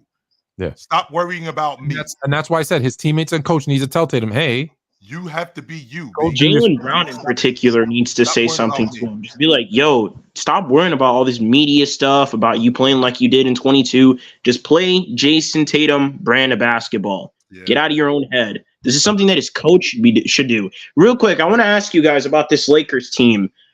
Do you guys think I know, Fluent, you told me there's no trading LeBron at all. But do you think there's a world where they could trade him? I would trade him. I don't see how they actually do it, but I would. You would? Okay. So do you think there's a world that they could trade AD for picks? I've been saying they should have traded AD 2 years ago. So yes, the second you get a deal. I'm going to give you a team, because they have a lot of ones. So I'm going to just throw them out there. OKC for a haul of ones. That's not enough. We got to get the money. Got to match. I need players too. Yeah. Yeah, true. And I know the players that I need. You're not interested in giving. You're not going to give me the guys I want. Yeah, you're not. So any teams you guys can come up with? I'm not taking Lou Dort and 5 firsts, right? Like I'm gonna need Chet. I'm gonna need. I want that kid J-Dub too. Yeah, like I get that I'm not getting SGA, but at minimum I need Chet, J-Dub, and 3 firsts plus. Yeah, like it's. I don't think they're gonna. One of those two guys. If they did though, who would they trade him to for picks, or for players? Who a good team that he could go to? Maybe trade him back to New Orleans and get. Or really just a team that has like picks, like things that we get your draft picks back. They're saying, who do you get back that it's worth it to trade him? Well, I can tell you who it's not. It's not Brandon Ingram. No. Right. And we're not going to send him to a bad team. Right. Could you imagine them trading him back there just to get Brandon Ingram, a guy they already had back? Right. I would be so pissed. They're not trading him to a bad team. They're not trading him to Brooklyn. No. Toronto. I don't see them trading him to Toronto. Indiana. Nope. Chicago? I don't see them trading him to Chicago. I heard the Chicago one, but for what? Chicago. Right, because DeRozan, Caruso, maybe some pick. Well, I don't know if Chicago has picks. Caruso. Chicago trade doesn't work. Hold on, Chicago, we'd have to get a third team involved. We always have to get a third. What's a team? What's a third team we could get involved? When it's a guy that's high profile like that, like a player you already had too, right? Like the thing that's going to happen, unfortunately, is they're either going to keep him, right? But if let's play this game, if he moves, the idea is to bring in someone that has the potential to be as good as him, that's younger. And when you look at that reduces it to a very small bunch of people. Like, you're not getting Giannis. Nope. It'd be great, but you're not unless Milwaukee decides to blow it up for some reason, which they won't. Are you getting Embiid? That's actually a maybe. It's 10%. I was thinking about Philly, actually. I was thinking about Embiid, but the thing about it is you're trading a guy made of glass for another guy made of glass. Yeah, the Lakers aren't doing that. Well, that's what I'm saying. You're trading one problem for another. So the list becomes so short that I don't know. Where's the young? I'm about to tell you right now. Call up Houston. Feeder. Any bottom feeder teams? Call up Houston. Call up Houston and ask for that kid Sengun. You think they trade Sengun? For Anthony Davis? Anthony Davis is a better player than Sengun today. 100%. True, but he's younger, Chill. Like, he could have a better upside. And Anthony Davis, imagine about 3 years Sengun is an all-pro. In about 3 years. In 3 years, is Sengun going to be better than what Anthony Davis is right now? I don't know. That's the thing. I don't know. I don't know. He could get offensively. He might be better. So you might get more upside offensively. I don't think so. Because I mean, who do they compare Sengun to? Here's where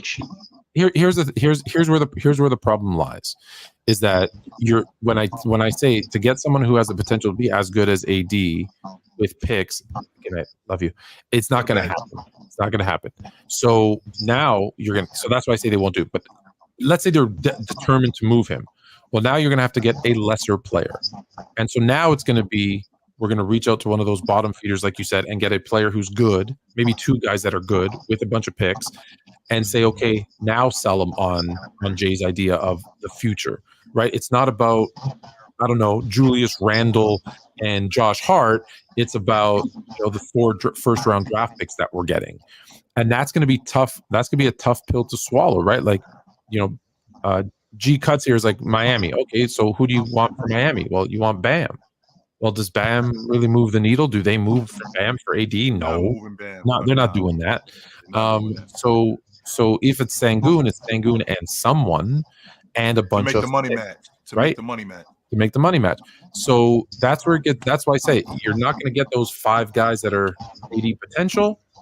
I don't see how they move him. Whereas when I said to do it 2 years ago, when he went on that crazy 10-game run, his stock was so high, you could have got anyone. You could have got anyone. So you guys are so what you're telling me here, you guys are in a muddy situation then. Yeah. You guys are essentially in a muddy situation because you guys can't move off of AD. They just extended him. Yeah, we're screwed. They just extended him for 3 years at $192 million. Damn. Who's to blame for this, though? Rob Pelinka. To put you guys in this situation. Rob Pelinka has to take the blame because at the end of the day, it's his decision.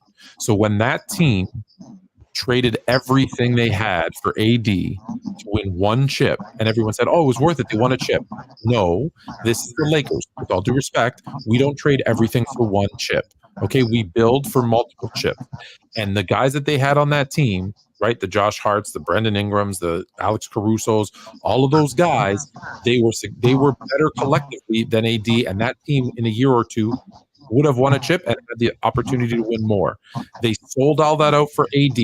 Then when they won, they found a formula that worked, which was AD at the 4, and they had Dwight Howard and JaVale McGee at the 5, and they had defenders, and I think Kuzma was still on that team. Alex Caruso was on that team. That was still a good unit. And they said, as long as we have AD and LeBron, we're good. And they moved off all of those guys, and that's why we're in the situation we're in today, is because he allowed that to happen. Yeah. All right, Jay. Good to talk to you, Jay. brother. Leaf is next up in the building. Yep. What up? Leaf Diggy, he got something to say. I like it's real simple, man.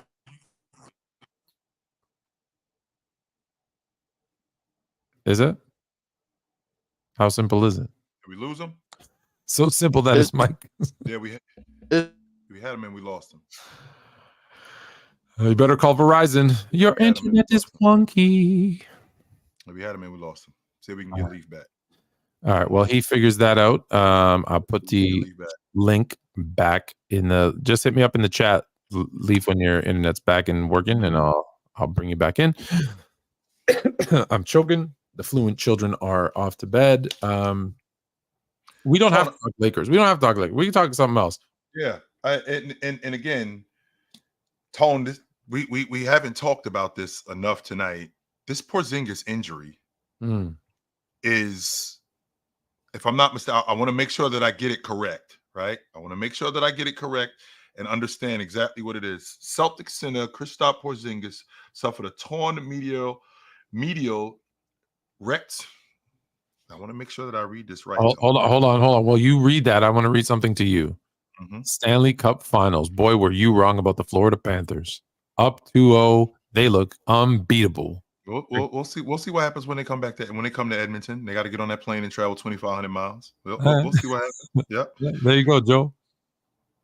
I don't know if I'm saying this right. Retina cumulum. I'm definitely saying that wrong. Allowing dislocation of the posterior tibialis tendon in his leg. That just sounds bad, Tone. Even though, like, it sounds like a muscle that starts around the knee, goes right up to his ass. Yeah, it just sounds bad. Run right? With It just sounds terrible. And because it sounds bad, first of all, I didn't even want him to come back for the playoffs. I was down to preserve. Yeah, you did say that. And it was obvious that they didn't need him because they ended up in the finals. Well, they needed him. It looked like they needed him in game. Now, who knows what would have happened, but they needed him in game 1 enough. Right. Because I think he was the difference in game 1. Right. And with that being said, I don't want to risk losing him. Right. I don't want to risk losing him for the rest of this series. And then next year, where this thing might be worse. So what they've done, Tone, is they've actually taken the decision out of his hands. And now this is now a team decision, because what we got to do here is we got to save you from you. We have to save you from you, because we know for a fact it's the finals. So we're not going to be able to talk you out of it. We're not going to be able to go, yo, do you want to play?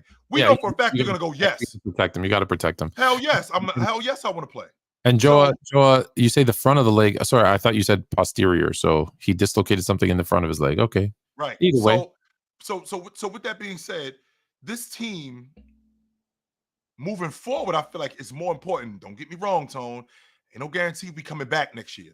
There's no guarantee that we coming back next year. So you got to get what you can get when you can get it. I get all of that, right? I take no issue with that. I get all of that. But if this is worse than what I think it is, even though they're telling us this is a day-to-day injury, I'm thinking to myself, man, if this is a day-to-day injury, it sounds a lot worse, right? It sounds a lot worse than what you're telling me. And I don't want to risk losing this guy, not just for this for the rest of the season. I don't want to risk losing him for next year. And he's been injury prone. Don't forget, Right. Tony tore his knee up. It's not like it's not like he has a history of being healthy. He has a history of being injured. Yeah, 100%. Tore his knee up with the Knicks. He got hurt in Washington. Here he is. He only played 57 games this year with the Celtics. And I think they did a good job in preserving him. And he still ended up breaking down. I think he got hurt in game 3 against the Heat. So don't get me wrong. He's still a difference with the Celtics. Listen, you got the game that you needed and the win. You got what you needed from him. You need to sit him. Miners in the chat here saying the same thing. You need to sit him and I think that's enough, Tone, to be honest with you. Without him. I do. I think he's done enough for you that we don't need him for the rest of the series. I think we can win this thing without him. I do. I think we can win this. And if you are gonna play him, limit it. No, I don't think you should. No, I said limit him, and then I said no. You sit him down. Like it. No, Boston fans, I'm sorry. You can't handle the truth. I don't like it, man. No, I don't. I don't like it, and I think it's best that you sit him. You already extended him, which means you got him for another 3 more seasons. Yep. Right. You already I already got him under contract for another 3 more seasons. So where does this leave the Boston Celtics? Okay, because that stretch 5. You need Al Horford to play extended minutes for 2 games, for 2 wins. That's what you and that other guy. What's I always forget his name. Cornette, yes, which is not ideal, but I think this team has shown that they're deep enough. And if Tatum plays the way Tatum should play, that we've talked enough about this episode, I was moving toward too. He's got to step it up. Because if you keep getting what you're getting out of Drew, keep getting what you're getting out of Jalen, keep getting what you're getting right from Derek White, from Pritchard, from Hauser, all those other guys, it's just Tatum needs to. It's that defense, anyways, right? Like I think they win these games. I think Luka goes off. I think you focus on those other guys, and I think you still win. And that's where you need to put your focus. Before we move on, however, I don't know if you've gone to fluent.printify.me, but there's that beautiful. Do you see that Fluent and Chill shirt right there? I don't know if you see these shirts. These are actually my favorites. I don't know if you. I'm going to zoom in on this one for you. No casuals. The choice of players. Like that. I like that. You got Chill. You got LeBron. This one I made special for you right here. This one I made special for you. King James. The King James tee with the 40.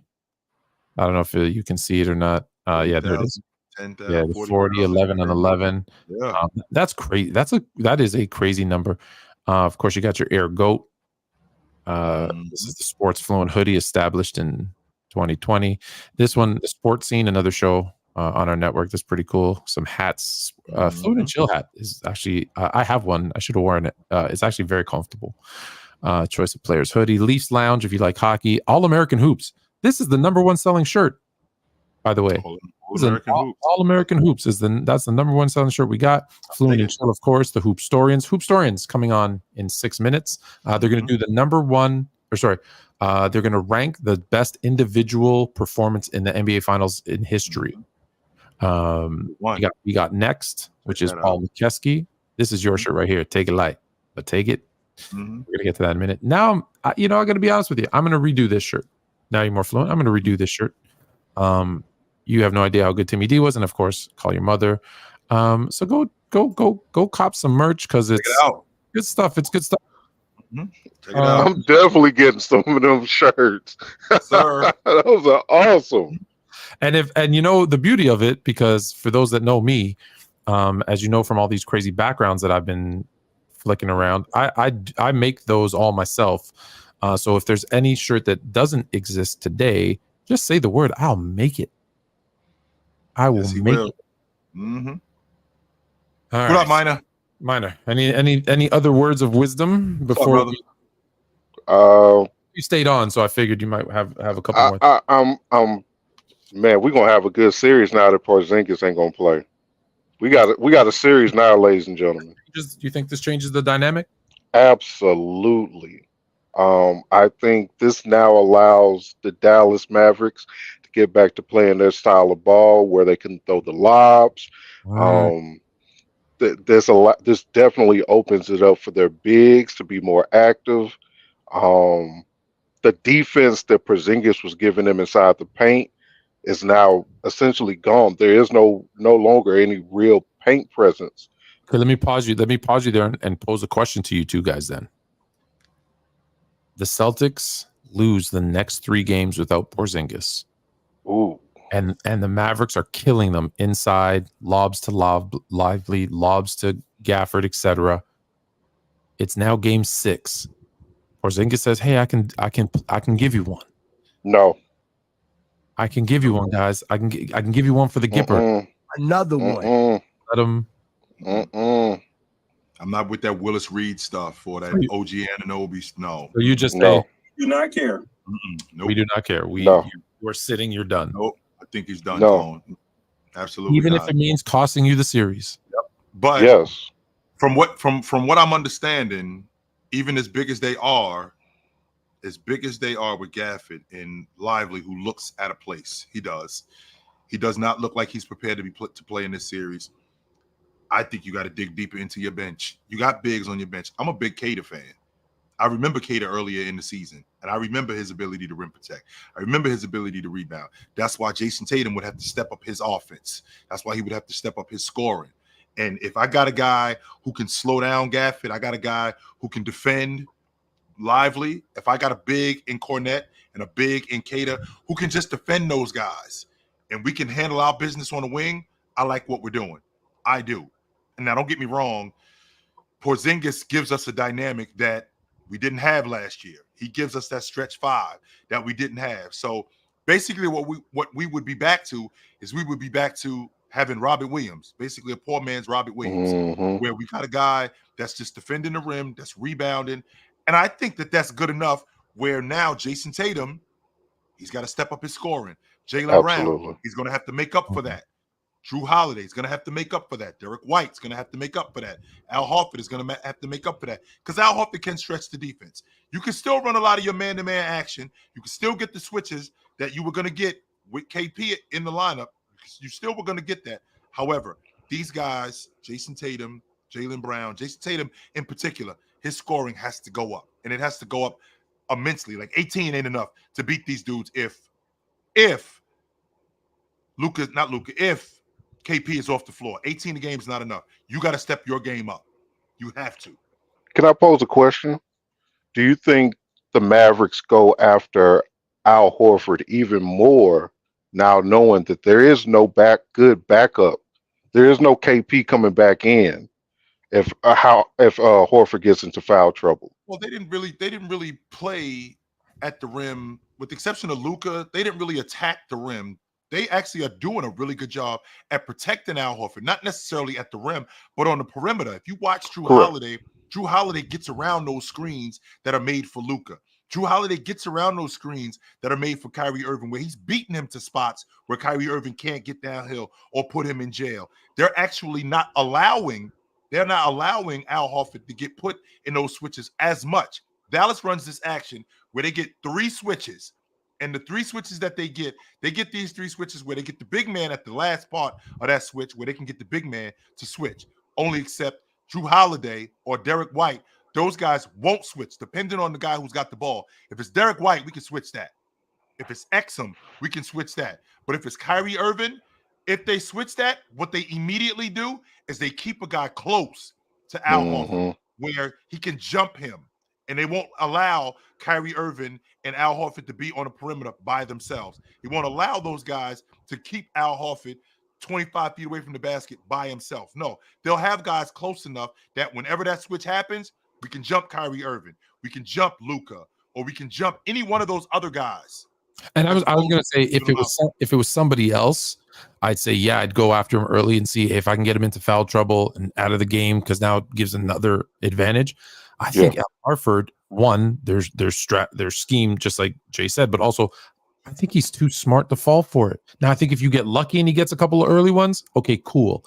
But I think if you target him, I think it works to your disadvantage, because it'll take you out of what you're trying to do, because you're trying to go after him. And I think he's too smart to fall for it. If you get lucky and you do it, 100%. Our time however, is up.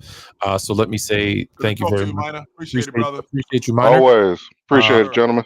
I want you guys to win. I want you guys to win $20,000. Here's 30 seconds on Join how. our Wrecked Rally trading competition and get up to $20,000 in rewards. Yeah. Reliably trade ERC20 tokens at lightning speed. No need for Uniswap or slippage problems. Climb the leaderboard and be the best. Trade with Starbot and get protected from MEV attacks.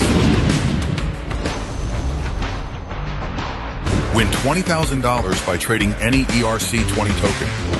Do you want to be a loser or a winner? Trade now and get rewards with Starbot. So that's your way to win $20,000. And that's it for this week on Fluent and Chill. Jay? I think by this time next week, Tom, I think we're going to have an NBA champion. I think by this time next week, we're going to have an NBA champion. I think so. I definitely think so. If we don't, we're in good shape. We are in really good shape. But I think you're right. I think by this time next week, we're going to have an NBA champion. So I'm looking forward to it. But until then, put on a suit, drink water, don't drink and drive. Hey, man, call your mother. I just saw my mother this weekend. Literally just saw my mother this weekend. My niece graduated grammar school. It was great. It was great to see my mother. It was great to talk to her. So we will see you guys soon. And I did tell her that you said hi. Yes, I did. And we will see you guys soon. But until then, take it light. But take it.